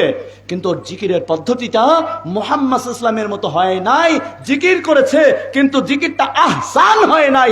আহসান না হওয়ার কারণে ওই জিকির ওকে জাহান্নামে নিয়ে যাবে, ওই জিকির ওকে জাহান্নামে নিয়ে যাবে। কারণ ওই জিকিরটা আল্লাহর নবী যেমন আয়েশা রাদিয়াল্লাহু আনহা বলেন, রাসূল সাল্লাল্লাহু আলাইহি ওয়াসাল্লাম বলেছেন, মান আমিলা আমালান লাইসা আলাইহি আমরুনা ফাহুয়া রাদ্দুন। যদি কোনো ব্যক্তি কোনো আমল এমন ভাবে করে যা আমার নিয়মের মধ্যে নাই, ওই আমলটা প্রত্যাখ্যাত হবে এবং বাতিল হয়ে যাবে। বাতিল হয়ে যাবে, কোথায় যাবে? কুল্লু বিদাতিন জালালা ওয়া কুল্লু জালালাতিন ফিন্নার। ওই আমলটা প্রত্যাখ্যান হয়ে ওই আমলটা জাহান্নামে চলে যাবে। তার মানে ওই আমল এবং আমল করেনেওয়ালা যদিও আল্লাহর নামে জিকির করেছে, কিন্তু জিকিরের পদ্ধতি মুহাম্মদ ইসলামের মাধ্যমে আহসান করে না নেওয়ার কারণে ওই জিকিরওয়ালা এবং ওই জিকির সহ জাহান্নামে চলে যাবে। নাসাইর 1579 নম্বর হাদিস। এই জন্য আল্লাহ বলছেন, আমি তোমাদের হায়াত এবং মৃত্যু সৃষ্টি করেছি তোমাদের আমলগুলোকে আহসান করার জন্য। তার মানে আমলটা আহসান করতে হবে। প্রত্যেক আমল কি করতে হবে? আহসান করতে হবে। সালাতকে আহসান করতে হবে, জিকিরকে আহসান করতে হবে, হজকে আহসান করতে হবে। হজ কিভাবে আহসান করবেন? হজ আমাদের দেশের মানুষ হজ করে, সেখানে গেলে দেখবেন অবাক হয়ে যাবেন। আল্লাহ রাসূল বলছেন, খুযু আন্নি মানাসিকাকুম, তোমরা হজ আমার মতো করে করো, আমার কাছ থেকে শিখে নাও। অথচ হজ এ দেশের মানুষ আমার রাসূলের পদ্ধতিতে করে না। আল্লাহ নবী বললেন, সাল্লু কামা রাআইতুমুনি উসাল্লি, তোমরা সালাত পড়ো যেভাবে আমাকে পড়তে দেখো। সালাত যদি ইউসুফ জাহানের মতো হয়, সালাত যদি সংখ্যাগরিষ্ঠ মানুষের মতো হয়, সালাত যদি পীর সাহেব হুজুরের মতো হয়, সেই সালাতটা আহসান সালাত হবে না, সেই সালাতটা জাহান্নামে যাওয়ার সালাত হয়ে যাবে। কারণ আল্লাহর নবী সাল্লাল্লাহু আলাইহি ওয়াসাল্লাম বলছেন, সাল্লু কামা রাআইতুমুনি উসাল্লি, তোমরা সালাত পড়ো আমার মতো করে, যেভাবে আমাকে পড়তে দেখো। তার মানে সালাত, সিয়াম, হজ, জিকির যখন রাসূল সাল্লাল্লাহু আলাইহি ওয়াসাল্লামের পদ্ধতিতে না হবে, সেই আমলটা তখন আর আহসান হবে না, সেই আমলটা হবে জাহান্নামীদের আমল। সেই আমলটা কি হবে? জাহান্নামীদের আমল। শুধু তাই নয়, এর আরো এই আয়াতের তাফসীর আপনি সূরা মুহাম্মদ 46 নম্বর সূরার 33 নম্বর আয়াতে আল্লাহ তাআলা বলছেন, হে ঈমানদাররা, আতিউল্লাহ ওয়া আতিউর রাসূল ওয়ালা তুবতিলু আমালাকুম, তোমরা রাসূলের আনুগত্য করো, রাসূলের আনুগত্যের মাধ্যমে আল্লাহর আনুগত্য করো। এটা না করে তোমরা তোমাদের আমলগুলোকে ধ্বংস করে ফেলো না। তার মানে রাসূলের আনুগত্যের মাধ্যমে যদি আল্লাহর ইবাদত না করা হয়, যে কোনো ইবাদত, তাহলে সেই আমলটা ধ্বংস হয়ে যায়। সূরা মুহাম্মদ 46 নম্বর সূরার কত আয়াত? 33 নম্বর আয়াত। আরো ভয়ঙ্কর আয়াত শুনিয়ে যাই। আল্লাহ নবী বললেন, আল্লাহ তাআলা বলেন, কুল ইন কুনতুম তুহিব্বুনাল্লাহা ফাত্তাবিউনি ইউহিব্বুকুমুল্লাহু ওয়া ইয়াগফিরু লাকুম যুনুবাকুম ওয়াল্লাহু গফুরুর রাহিম। কুল আতিউল্লাহা ওয়ার রাসূল ফাইন তাওয়াল্লাউ ফাইন্নাল্লাহা লা ইউহিব্বুল কাফিরিন। ইন্নাল্লাহা ইসতাফা আদামা ওয়া নূহা ওয়া আলা ইব্রাহিমা ওয়া আলা ইমরান আলাল আলামিন।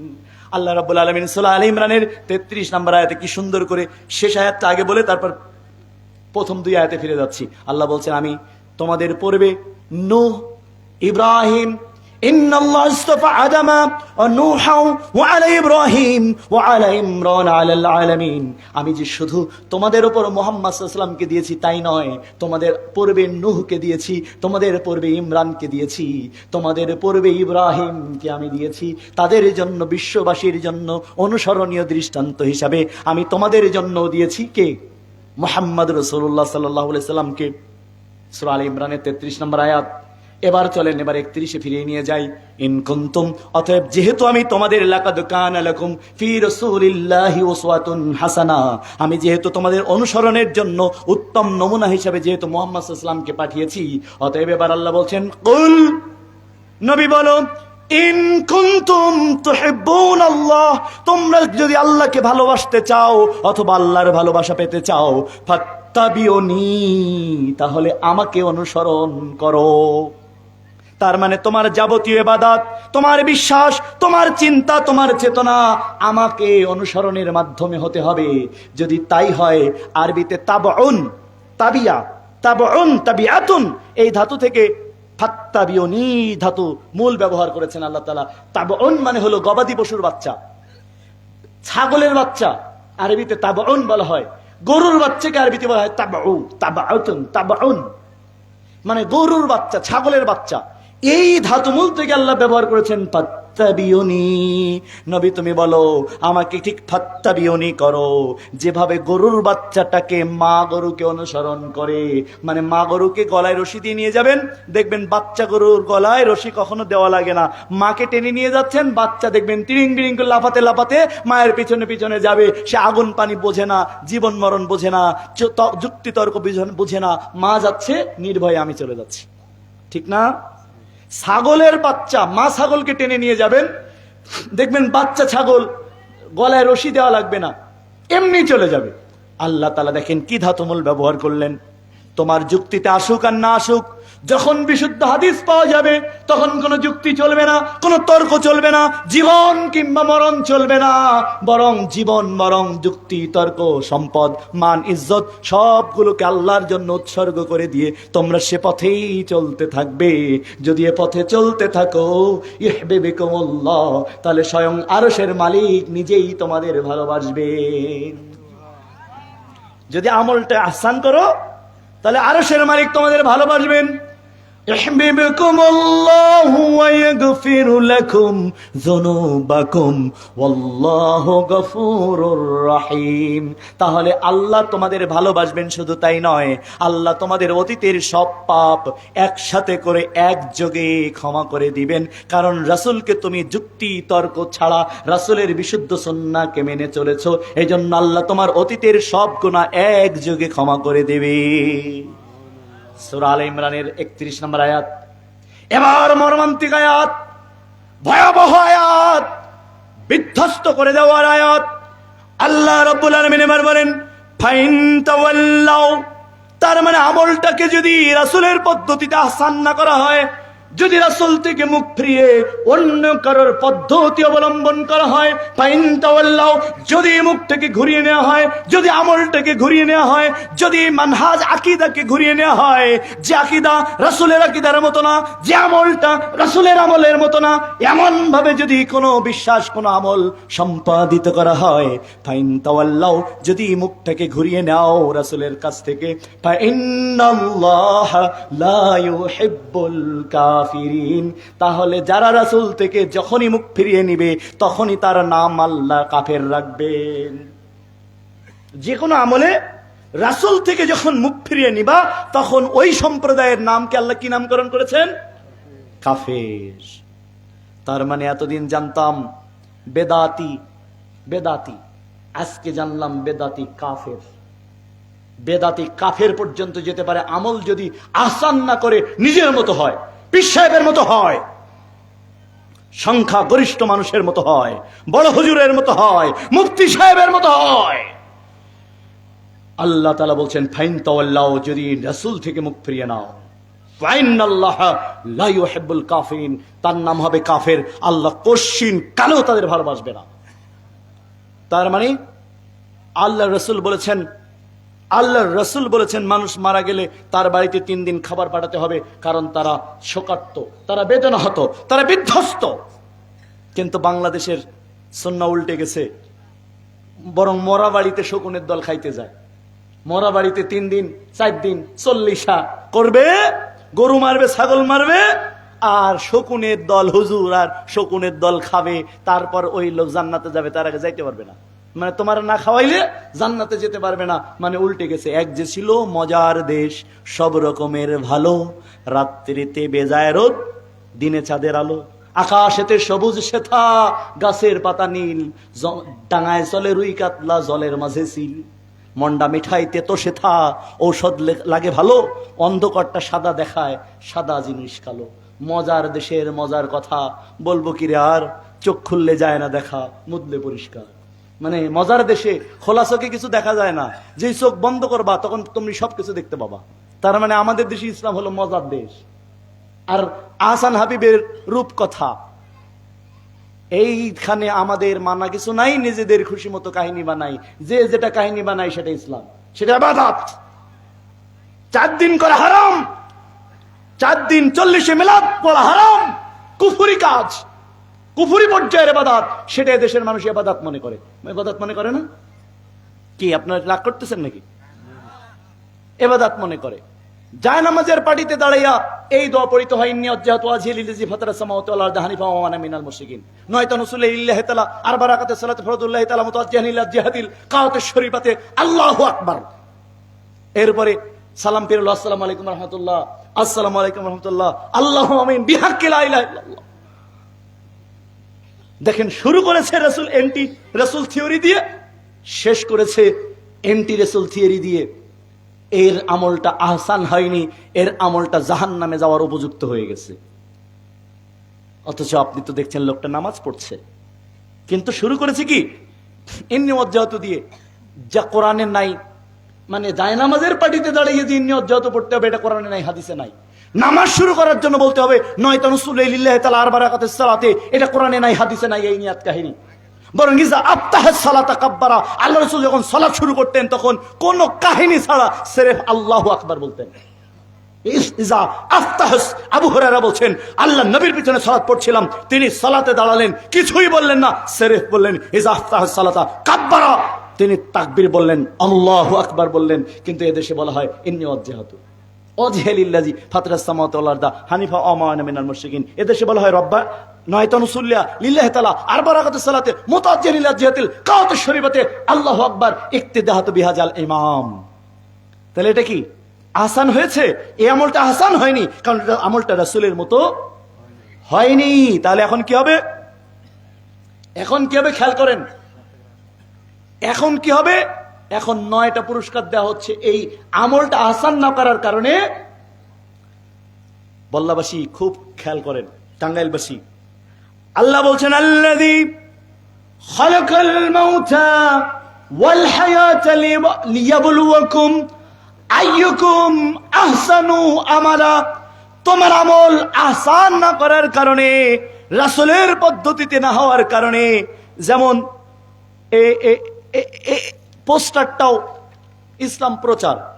এখন পোস্টারে যেমন ধরেন এখানে এখানে আলহাজ কেউ নাই,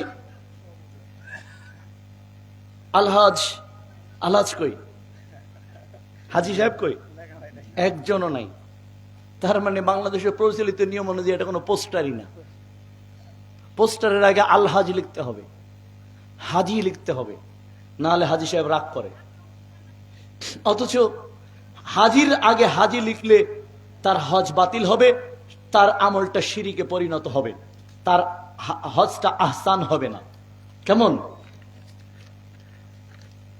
দান করে প্রচার করে বেড়ানো, আমার নামটা যাতে প্রচার হোক, প্রচার না হলে কোন রকম যদি ছুটিয়া যায় তাহলে ওর বুকটা ফাইটা যায়। দান করেছে, যার জন্য দান করেছে তিনি কি অন্ধরবের ইবাদত করো? তুমি যার জন্য দান করেছো তিনি কি দেখেননি দানটা? কিন্তু নাম প্রচার করতেই হবে কেন? হ্যাঁ, করতে পারে কমিটি যদি বিশেষ কোনো প্রয়োজন মনে করে, সে করতে পারে বিশেষ প্রয়োজনে। তবে উত্তম হলো ডান হাতে দান করব, বাম হাত যেন জানতে না পারে।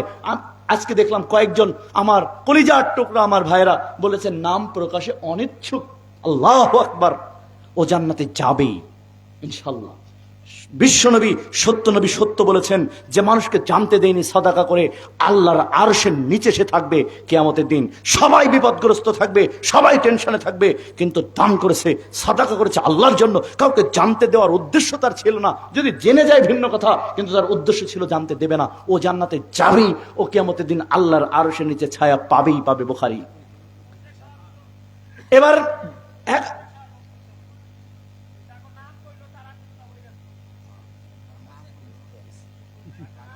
যাদের নাম বললো আর কি, তাদের কি অবস্থা হবে? যদি কারোর নাম বলে থাকে কমিটি, তার যদি উদ্দেশ্য না থাকে যে আমার নাম প্রচার হোক, যদি তার নিয়াত এটা হয়ে থাকে, তাহলে তাকে আজকে এখনই তওবা করে এবং আগামী দিন যত সাদাকা করবে তার নিয়াত থাকবে যে আমারটা যেন গোপন হয়ে যায়, কিন্তু কোনোভাবে প্রকাশ হলে তো সে একটা বোনাস পয়েন্ট পেয়ে গেল। কারণ মানুষ তো স্বাভাবিকভাবে চায় যে প্রকাশ হোক। কিন্তু আল্লাহ নবী বলেছেন তুমি যদি নেক কাজ 7 আধারের নিচে করো, আল্লাহ তোমাকে সম্মানিত করার জন্য আল্লাহর দায়িত্ব হলো সেটা প্রকাশ করে দেবেন।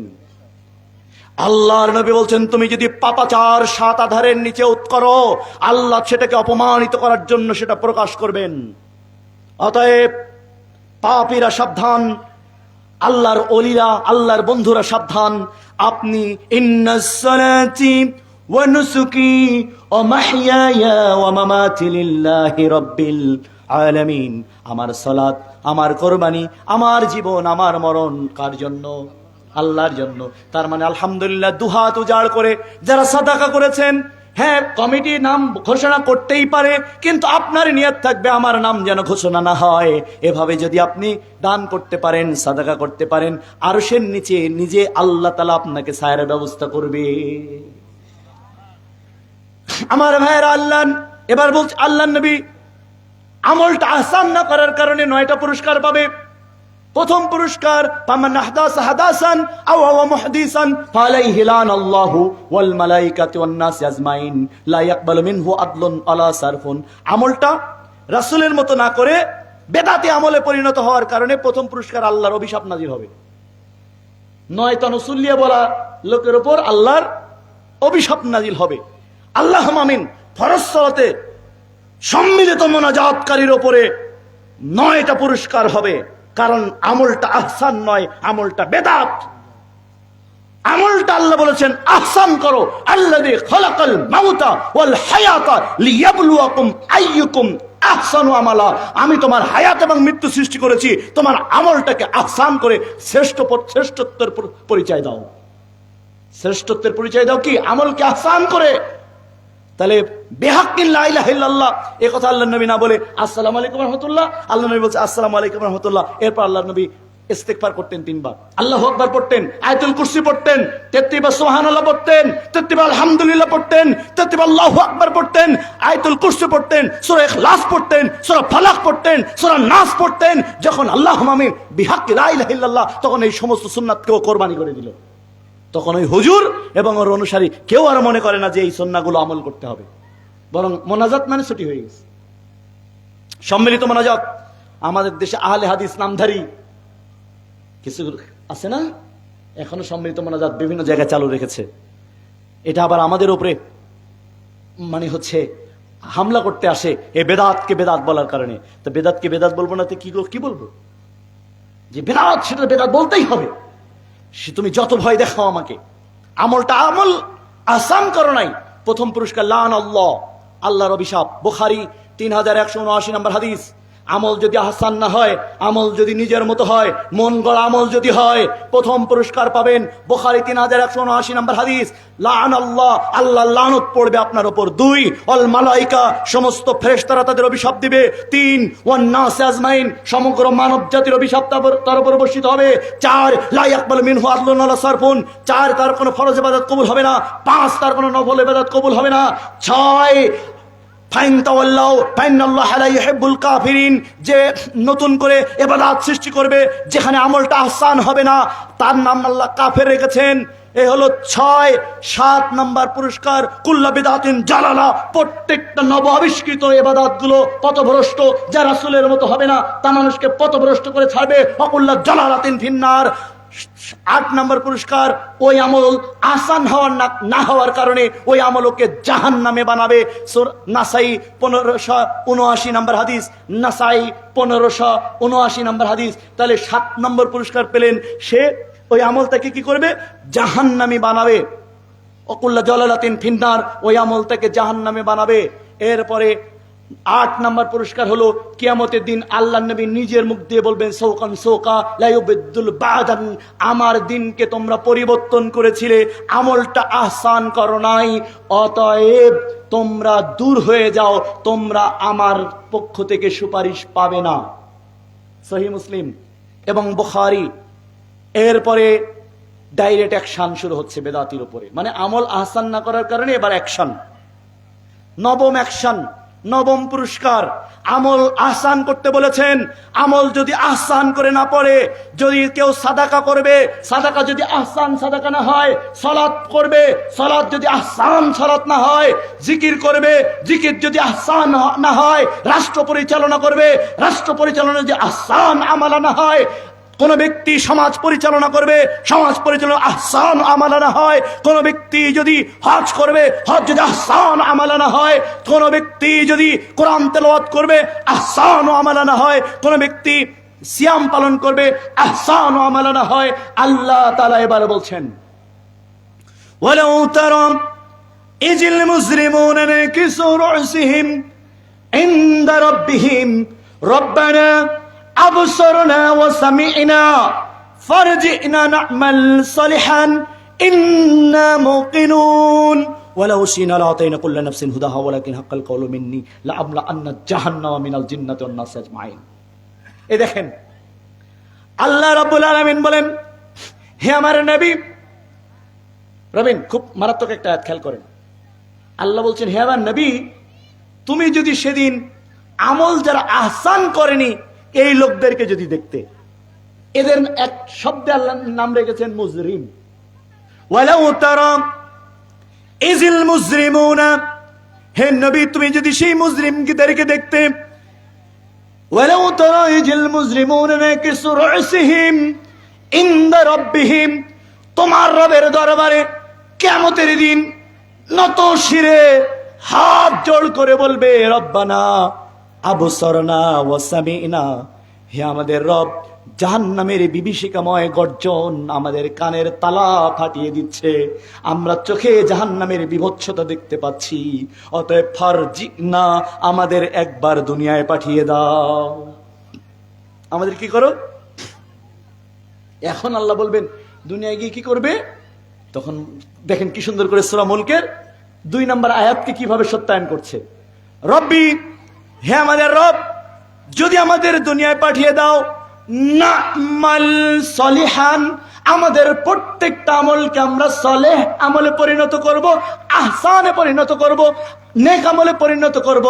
আমলগুলো আর আমল হিসাবে করব না, প্রত্যেকটা আমল তখন আমরা নবীর পদ্ধতিতে তথা আহসান বা না'মাল সলিহান একই শব্দ, সালেহান আহসান একই শব্দ। তার মানে আমরা আমাদের ইবাদতগুলোকে নেক ইবাদতে পরিণত করে তোমার কাছে ফিরে আসব।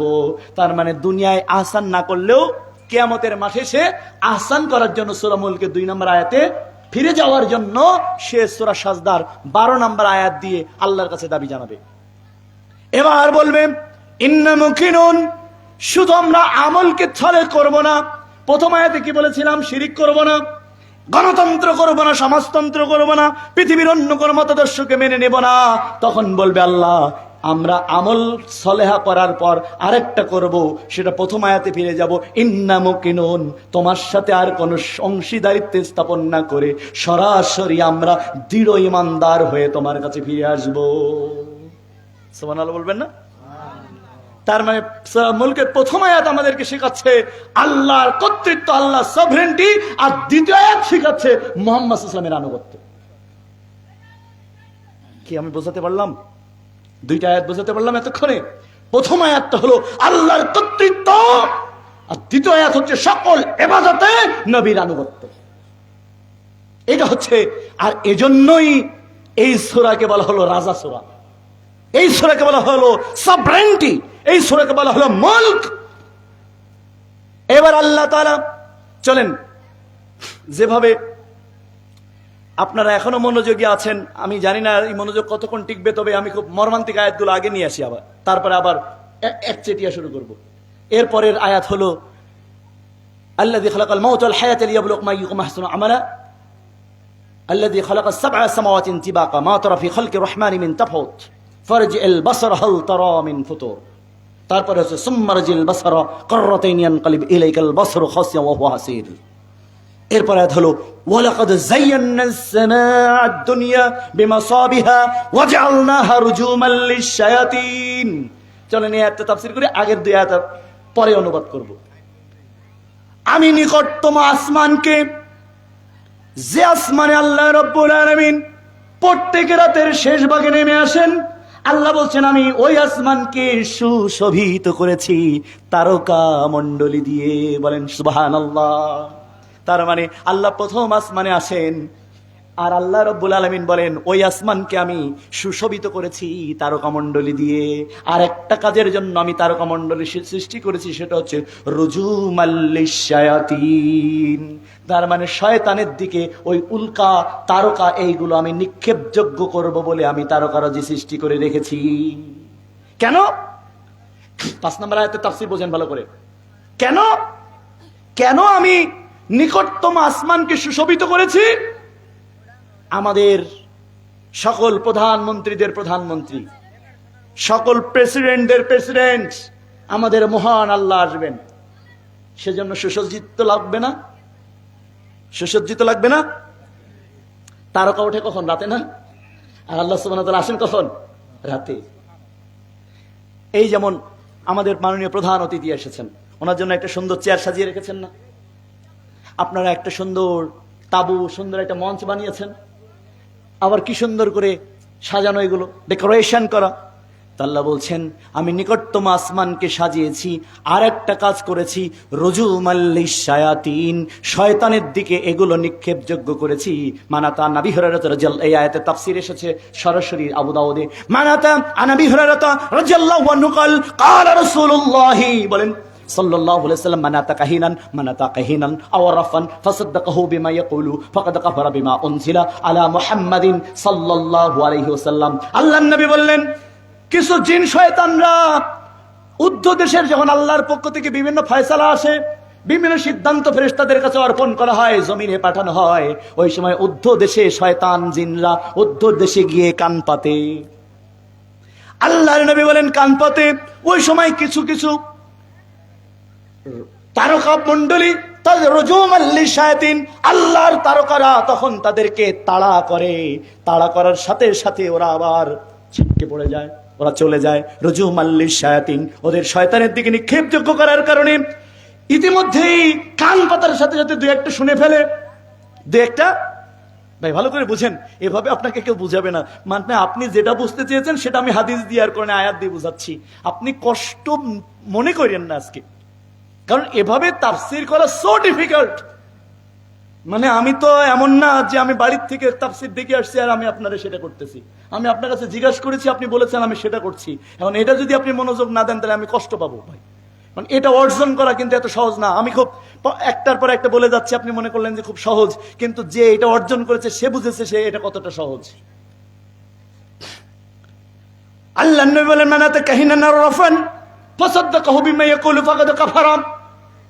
এবার কি করে ওই শয়তানরা, জিন শয়তানরা দুনিয়ার গণকের কাছে এসে কিছু কিছু খবর ওই গণকদের কাছে এসে বলে।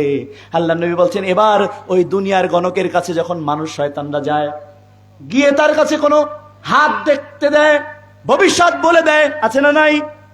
টিয়া পাখির মুখে তাবিজ ঢুকিয়ে দেয়, ঢুকিয়ে দিয়ে বিভিন্ন তথ্য জেনে নেয়। এছাড়া মোটরসাইকেল চুরি হয়ে গেল, মহিলাদের স্বর্ণ অলংকার চুরি হয়ে যায়, তখন হুজুরের কাছে চলে যায়, আয়না পড়া দিয়ে, আঙ্গুল পড়া দিয়ে হুজুর দেখে বলে দেয়। আল্লাহ নবী বললেন, এগুলো হলো সব কি অদৃশ্যের খবর। কারণ চোর যখন চুরি করেছিল, চোর আর আল্লাহ ছাড়া আর কেউ দেখছে? তাহলে গণক কেন জানলো? গণককে ওই উদ্ধ দেশে ফেরেশতারা আলোচনা করেছে, ওই আলোচনার কিছু শুনেছে, তার সাথে সত্য মিথ্যা লাগিয়ে বলেছে।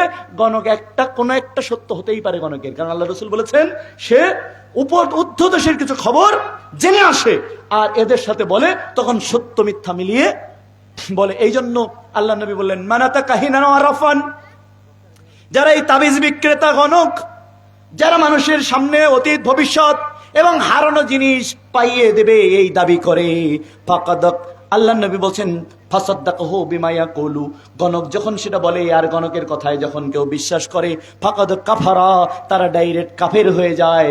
বিমা উনজিলা আলা মুহাম্মাদিন সাল্লাল্লাহু আলাইহি ওয়াসাল্লাম, মুহাম্মদ সাল্লাল্লাহু আলাইহি ওয়াসাল্লামের উপর আনীত ধর্মকে অস্বীকার করে ওই লোকটা ডাইরেক্ট কাফের হয়ে যায়। সূরা মুলকের 5 নম্বর আয়াতের তাফসীর হলো আবু দাউদ 3416 নম্বর হাদিস, পৃষ্ঠা নম্বর 2, খণ্ড নম্বর 2 হাদিস। এছাড়া আরেকটা হাদিস এসছে 262 পৃষ্ঠার 3 নম্বর লাইনের হাদিস। তার মানে এখানে বোঝা যাচ্ছে যে কোনো গণকের কাছে যাওয়া এবং গণকের কোনো বলা কথায় বিশ্বাস করা সরাসরি কাফের, তারা মুশরিক হয়ে যায়।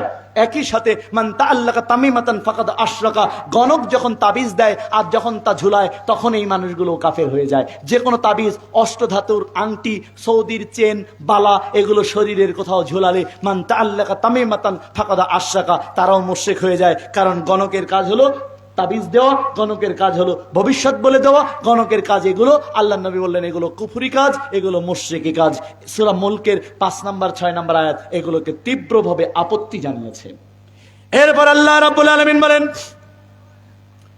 6-7 নম্বর আয়াত, তাকাতু তামাইয়াজু মিনাল গায়জ কুল্লামা উলকিয়া ফিহা ফাওজুন সাআলাহুম খাযানাতুহা আলাম ইয়াতিকুম নাযীর।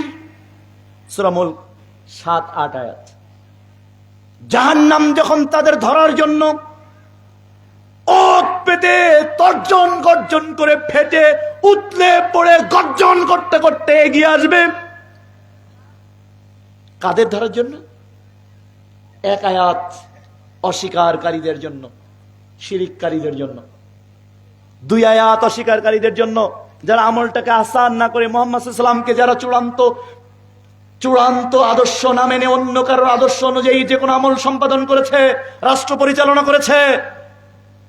এরপরে আল্লাহ বলছেন তাকাদু তামাইয়াজু মিনাল গায়জ জাহান্নাম ওদের ধরার জন্য তর্জন গর্জন করতে থাকবে। উল্লামা উলকিয়া ফিহা ফাউজুন সালাহুম খাযরাতুহা আলাম ইয়াতিকুম নাযির।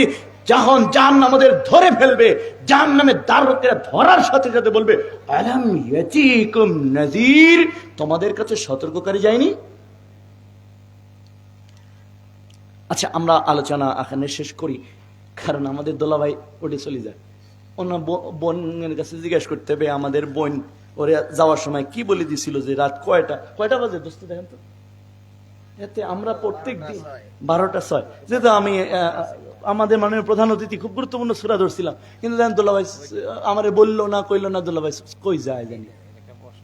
আমি যে একজন তাফসিরকারী, আমি যে একজন কোরআনের শিক্ষক, আমি যে একজন শাইখুল হাদিস, আমি যে বুখারীর দাস দেওয়া লোক, তো এটা কি তোমরা বিড়ির আড্ডা পাইলা, না গাজার আড্ডা, না মদের আড্ডা পাইলা যে এখানে তোমার নেশা লাগলো, বসছো, নেশা কাটি গেছে, তোমার ইচ্ছা মতো চলে গেছো?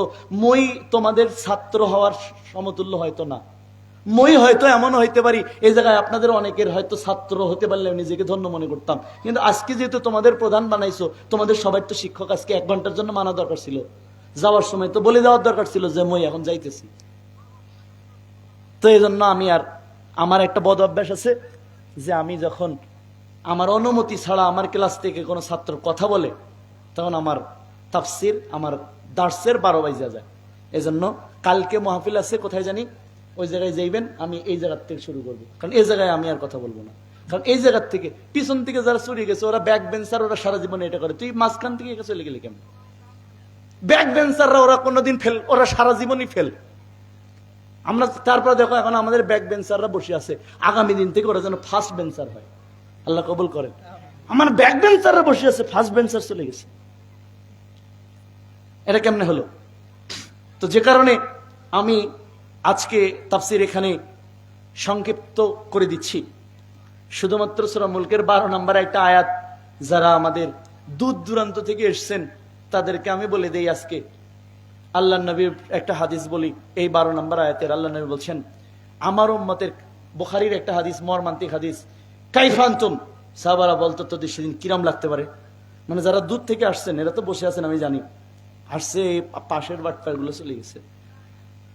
হ্যাঁ, আল্লাহ নবী বলছেন কাইফা আনতুম, সাহাবারা তোমাদের সেদিন কেমন লাগতে পারে? সাহাবারা বলেন কোন সময়? এই যে নাযালা ঈসা ইবনে মারইয়াম মিনকুম ওয়া ইমামুকুম মিনকুম, যখন ঈসা ইবনে মারইয়ামের মতো নবী আল্লাহ তোমাদের মধ্যে পাঠাবেন, অথচ আল্লাহ তোমাদের হাতে নেতৃত্ব রেখে দেবেন, কারণ আল্লাহ তোমাদেরকে সম্মানিত করেছেন। আমার উম্মতের একদল ইউকাতিলুনা আলাল হাক্কি, তারা হকের উপর কিতাল করতে থাকবে, যুদ্ধ করতে থাকবে। ইজা নাযারা ঈসা ইবনে মারইয়াম, ইতিমধ্যে ঈসা ইবনে মারইয়াম চলে আসবেন, তখন তারা যুদ্ধে থাকবে, যুদ্ধরত থাকবে।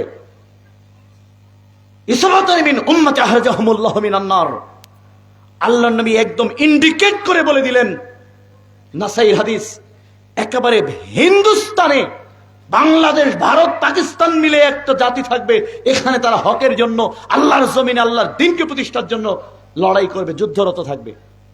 আহরাজাহুমুল্লাহু মিনান নার, তাদেরকে আল্লাহ জাহান্নাম থেকে মুক্ত রাখবে। সুবহানাল্লাহ বলবেন না? এবং এদের একটা পুরস্কার হলো, এদের মধ্যে ইমাম মাহদী এবং ঈসা আলাইহিস সালাম তাকে পেয়ে যাবে। তখন আজানের জন্য ইকামত দেওয়া হবে। ঈসা, ইমাম মাহদী বলবেন, তা ইস্তাওয়াইতদিলু সাওসুফুফাকুম, বাম ডানে ফিরেই দেখবেন, ইস্তাও বলতে গিয়ে দেখবেন ঈসা ইবনে মারইয়াম। আল্লাহর নবী ঈসা ইবনে মারইয়ামকে দেখে ইমাম মাহদী অবাক হয়ে দেখবেন, অপরিচিত মানুষ কে? আবার তাকাবেন, তাকে দেখবেন যেভাবে ঈসা ইবনে মারইয়ামের সংবাদ শুনেছি, খবর শুনেছি, আবায়ত জেনেছি, ঠিক তেমন, মানে ইনি সেই ঈসা ইবনে মারইয়াম। তখন বলবেন ইয়া ঈসা ইবনে মারইয়াম, একেবারে ডাইরেক্ট তিনি সম্বোধন করে ডাকবেন, হে আল্লাহর নবী, হে ঈসা ইবনে মারইয়াম, তালাও, আসুন, সাল্লি লানা। এক মানে মুসাল্লা ছেড়ে দিয়ে, ইমামতের মুসাল্লা ছেড়ে দিয়ে ব্যাগ গেড়ে এসে বলবেন সাল্লি লানা, ইমামতি করেন। সুবহানাল্লাহ বলেন।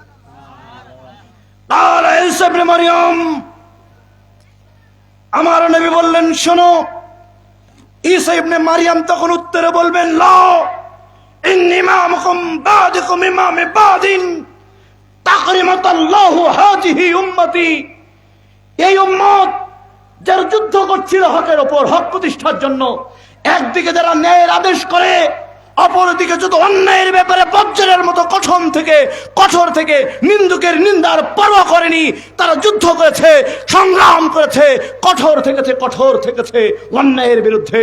অতএব তাকরিমাতাল্লাহু হাযি উম্মতি, আল্লাহ তোমাদের ওপর এত খুশি, আল্লাহ তোমাদের মর্যাদায় এত বাড়িয়েছেন, আমি নবী, আমি তোমাদের পিছনে ইক্তেদা করব। কারণ তোমরা হকের ওপর যুদ্ধরত ছিলে, এই জন্য আল্লাহ তোমাদের তাকরিমাতাল্লাহু হাযিহি উম্মতি, এজন্যই আল্লাহ তোমাদের সম্মানিত করেছেন।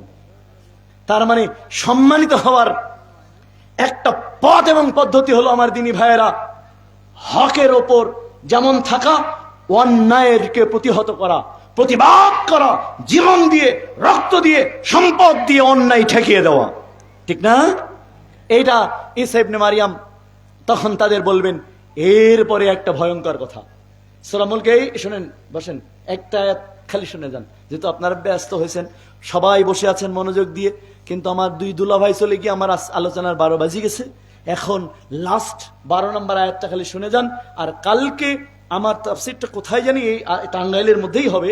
আমি এখন যে ঢাকার থেকে জমা পড়াবো, জমা পড়িয়ে আবার তাফসীর করব। কষ্ট আমার হয় না, কষ্ট খালি আপনাদের হয়। গতকালকে রাত 2টা পর্যন্ত বক্তব্য দিলাম, তার আগে মানে প্রত্যেক দিন আছেই, ঘুম নাই, খাওয়া নাই, ঘুম নাই, এইভাবেই চলছি, কষ্ট খালি হয় আপনার। এখন আগামীকালকে আপনার সুযোগ পেলে যাবেন ইনশাল্লাহ। শুধু 12 নম্বর আয়াতের ব্যাপারে খালি শুনে যান। ইন্নাল্লাযীনা ইয়াখশাউনা রাব্বাহুম বিল গায়ব লাহুম মাগফিরাতুন ওয়া আজরুন কাবীর। যারা না দেখে তাদের রবের রুবুবিয়াতে বিশ্বাস করে নিয়েছে, রবের ক্ষমতায়নকে চূড়ান্ত করে নিয়েছে। ইন্নাল্লাহু ক্বালা রাব্বুনাল্লাহ সুম্মা ইসতাকামা, রবকে মেনে নেওয়ার পর তার উপর অটল অবিচল থেকেছে, তাদেরকে নাড়ানো যায়নি, তাদের সমালোচনা করে দমানো যায়নি, তাদের উপর শক্তি প্রয়োগ করে তাদেরকে ধ্বংস করা যায়নি। আল্লাহ বলছেন তাতানাজ্জালু আলাইহিমুল মালাইকা, আমি দুনিয়ার জীবনে তাদের উপর ফেরেশতা পাঠিয়ে দেই, ফেরেশতা তাদের অনবরত বলতে থাকে আল্লাহ তাখাফু ওয়ালা তাহজানু, হে আল্লাহর বান্দারা তোমরা ভয় পেও না, চিন্তা করো না, নাহনু আউলিয়াউকুম ফিল হায়াতিদ দুনিয়া ফিল আখিরা, আমরা বন্ধু হিসাবে তোমাদের সাথে দুনিয়ায় আছি, আখিরাতেও থাকবো। সূরা ফুসসিলাত 31 নম্বর আয়াত। এরপরে আল্লাহ সুবহানাহু ওয়া তাআলা বলেন, আমার এই বান্দাদের জন্য ইন্নাল্লাযীনা ইয়াখশাউনা রাব্বাহুম বিল গায়ব, যারা তার রবকে অদৃশ্যে থাকার পরও তাদের রবকে যথাযথ মূল্যায়ন করেছে, যথাযথ ভয় করেছে, লাহুম মাগফিরাতু, আমার কাছে আসার সাথে সাথে আমি প্রথম পুরস্কার হিসাবে ওর জীবনে যত গুনাহ করে ফেলেছে, বুঝে অথবা না বুঝে, আমি সব একযোগে ক্ষমা করে দেব। সূরা মুলকের প্রথম 2-3 আয়াত যারা যথাযথ জীবনে বাস্তবায়ন করেছে, আল্লাহ 12 নম্বর আয়াতে বলছে লাহুম মাগফিরাত, কি করেছিস কোনো পরোয়া নেই, আমি তোর সব ক্ষমা করে দিলাম, যা। যারা গণতন্ত্রের লাথি মেরে আল্লাহ রুবুবিয়াতে বিশ্বাস করে নিয়েছে, সমাজতন্ত্রের মুখে লাথি মেরেছে, নেতার মুখে লাথি মেরেছে, গণতন্ত্রের মুখে লাথি মেরেছে, পুরো বাংলাদেশ একদিকে গেছে, আমি যাই নাই, পুরো দেশ একদিকে, আমি যাই নাই, এভাবে ফিরে এসেছে। আল্লাহ বলছেন তুই কি করেছিস তার আমার কোনো পরোয়া নেই, আমি তোর সব পাপ ক্ষমা করে দিলাম, যা। এবার সূরা মুলকের 12 নম্বর আয়াতের শেষ অংশ আরো মূল্যবান, লাহুম মাগফিরাতুন ওয়া আজরুন কাবীর, আমি আরেকটা বড় পুরস্কার দিব। আরেকটা বড় পুরস্কার কি?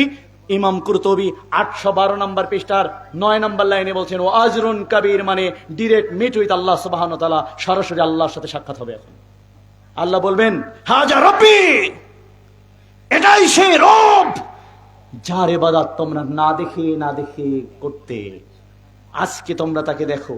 আল্লাহর নবী বললেন এদিন তারা তাদের রবকে দেখে তাদের নয়ন জোড়াবে, সেদিন কত হাজার লক্ষ বিলিয়ন ট্রিলিয়ন বছর কেটে যাবে, মানুষ এক দেখায় কল্পনাই করতে পারবে না। তাদের বরকতময় মহান রবের চেহারা তারা দেখবে। কারা দেখবে? যারা আল্লাযী খালাকাল মাউতা ওয়াল হায়াতা লিয়াবলুয়াকুম আইয়ুকুম আহসানু আমালা, যারা তাদের আমলগুলোকে আহসান করেছে, এবং আল্লাযী তাবারাকাল্লাযী বিয়াদিহিল মুলক, সমস্ত মুলক, সমস্ত ক্ষমতা চূড়ান্ত অধিকর্তা হিসাবে আল্লাহকেই মেনে নিয়েছে। ইয়া ফাত্তাকুন ওয়া ইয়া ফারহাবুন, তাকে ভয় করেছে, তাকেই মেনে নিয়েছে এবং তার ক্ষমতায়নে ওয়া আলা কুল্লি শাইইন কাদির, সবকিছুর উপর যে তিনি চূড়ান্ত ক্ষমতাবান, এটা জীবনের প্রত্যেকটা ক্ষেত্রে বাস্তবায়ন করেছে। আল্লাহ রাব্বুল আলামিন বলেন, আমি সরাসরি আমার সেই বান্দাদের সাথে সাক্ষাৎ করব। আল্লাহর সাথে সাক্ষাৎ করতে রাজি আছেন? রাজি আছেন তো? তো চলেন, গণতন্ত্র বলেন, সমাজতন্ত্র, গণতান্ত্রিক দল, সমাজতান্ত্রিক দল, পিততান্ত্রিক দল এবং গণতন্ত্র সমাজতন্ত্র বলেন, 1 তালাক, 2 তালাক, বাইন তালাক, 3 তালাক, জনম তালাক। এবার কবুল করব কি? ইসলাম। ইন্নাদ-দীনা ইনদাল্লাহিল, আপনাদের কাছে আজকে দিয়ে গেলাম আমার আল্লাহর শুধুমাত্র ইসলাম, যার আগে এবং পরে আর কিছু থাকবে না। কেমন ইনশাআল্লাহ? তাই যদি হয় তাহলে আপনি খালি অপেক্ষা করুন আপনার রবকে দেখার জন্য, বরকতময় চেহারা। আপনি অপেক্ষা করুন, কি পাপ হয়েছে মহান রবের কোনো পরোয়া নেই, আল্লাহ আপনাকে সব ক্ষমা করে দেবেন। আর 2 নম্বরে এসে আমার জীবনের প্রত্যেকটা আমলকে আমি কালকে প্রত্যেকটা আমলটা কিভাবে সলেহ করতে হয় সেটা দেখাবো। আজকে বললাম সলেহ করতে হবে, না করলে 9টা পুরস্কার তো আগেই জানিয়েছি।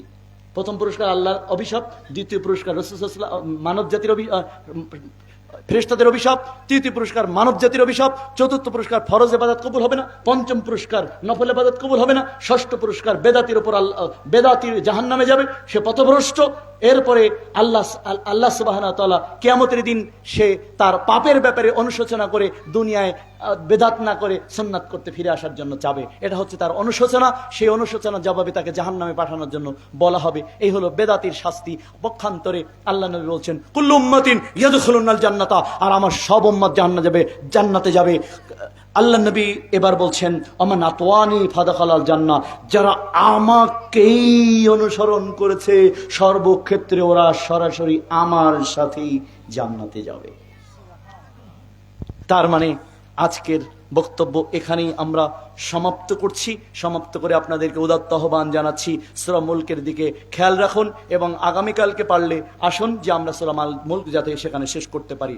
এখন ছোট সূরা, এটা তো তাদের বক্তব্যের বিষয়, এখন আর বক্তব্যে যাচ্ছি না। প্রশ্ন হচ্ছে, এক স্ত্রী প্রশ্ন করেছে, স্বামী স্ত্রীর সঙ্গে ঝগড়া করে যদি বলে তালাক দিমু, তাহলে কি তালাক হয়ে যাবে? না, তালাক দিব বললে তালাক হয়ে যাবে কেন? সে তালাক দিতে চেয়েছে, তালাক তো দেয় নেই। তালাক দিলে তখন তালাক হয়ে যাবে। তো আশা করি, হ্যাঁ, ভয় দেখিয়েছে, এটা জায়েজ, মাঝে মধ্যে ভয় দেখাইতে হয়। রব্বানা আতিনা ফিদ দুনিয়া হাসানা ওয়া ফিল আখিরাতি হাসানা ওয়া কিনা আযাবান নার। রব্বানা যালামনা আনফুসানা ওয়া ইল্লাম তাগফির লানা ওয়া তারহামনা লানাকুনান্না মিনাল খাসিরিন। লা ইলাহা ইল্লা আনতা সুবহানাকা ইন্নী কুনতু মিনাজ জালিমিন। ربنا لا تزغ قلوبنا بعد إذ هديتنا وهب لنا من لدنك رحمة إنك أنت الوهاب فاطر السماوات والأرض أنت ولي في الدنيا والآخرة توفني مسلما والحقني بالصالحين ربنا اغفر لي ولوالدي وللمؤمنين يوم يقوم الحساب ربي هب لي حكما والحقني بالصالحين واجعل لي لسان صدق في الآخرين واجعلني من ورثة جنة النعيم اللهم إنا على ذكرك وشكرك وحسن عبادتك يا حي يا قيوم برحمتك استغيث أصلح لي شأني كله ولا تقلني إلى نفسي طرفة عين يا مقلب القلوب ثبت قلبي على دينك اللهم مصرف القلوب صرف قلوبنا على طاعتك اللهم كفيني بحلالك عن حرامك واغنيني بفضلك من سواك رضيت بالله ربا وبالإسلام دينا وبمحمد نبيا سبحان الله وبحمده سبحان الله العظيم سبحان الله وبحمده عدد خلقه ورضا نفسه وزنة عرشه ومداد كلماته اللهم إنا أعوذ بك من عذاب جهنم بلن اللهم إني أعوذ بك من عذاب جهنم وأعوذ بك من عذاب القبر وأعوذ بك من فتنة المسيح الدجال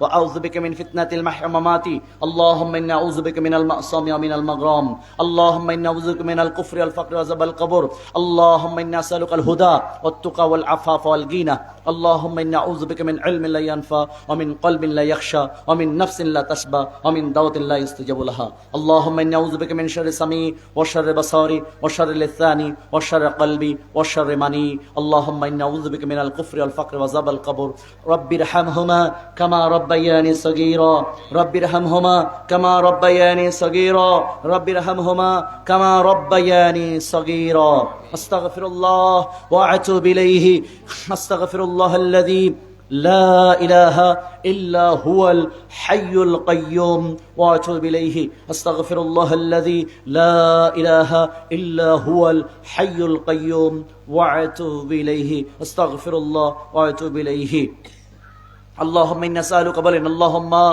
إني أسألك بأنك أنت الله الأحد الصمد الذي لم يلد ولم يولد ولم يكن له كفوا أحد اللهم صل على محمد وعلى آل محمد كما صليت على إبراهيم وعلى آل إبراهيم إنك حميد مجيد اللهم بارك على محمد وعلى آل محمد كما باركت على إبراهيم وعلى آل إبراهيم إنك حميد مجيد দূর দূরান্ত থেকে যারা এসেছেন যারা মহাব্বতে হাত মুসাফা করতে চান হাত মিলাতে চান আমার জন্য কোনো টাকা পয়সা দেওয়া যাবে না তবে যদি কেউ এই প্রতিষ্ঠানের জন্য সাদাকা করতে চান বাম সাইডে দিবেন আমার হাতে দিবেন না আমাদের সভাপতি সাহেবের কাছে দিবেন আর যারা মহাব্বতে হাত মিলাবেন বা মুসাফা করবেন তারা স্টেজে ডান পাশে চলে আসবেন যারা দূর দূরান্ত থেকে আসেন আল্লাহ তাআলার কাছে আপনাদের সুপর্দ করছি আর যদি দেখা নাও হয় আল্লাহ তাআলা আপনাকে আমাকে আমাদেরকে ক্ষমা করে দিয়ে যেন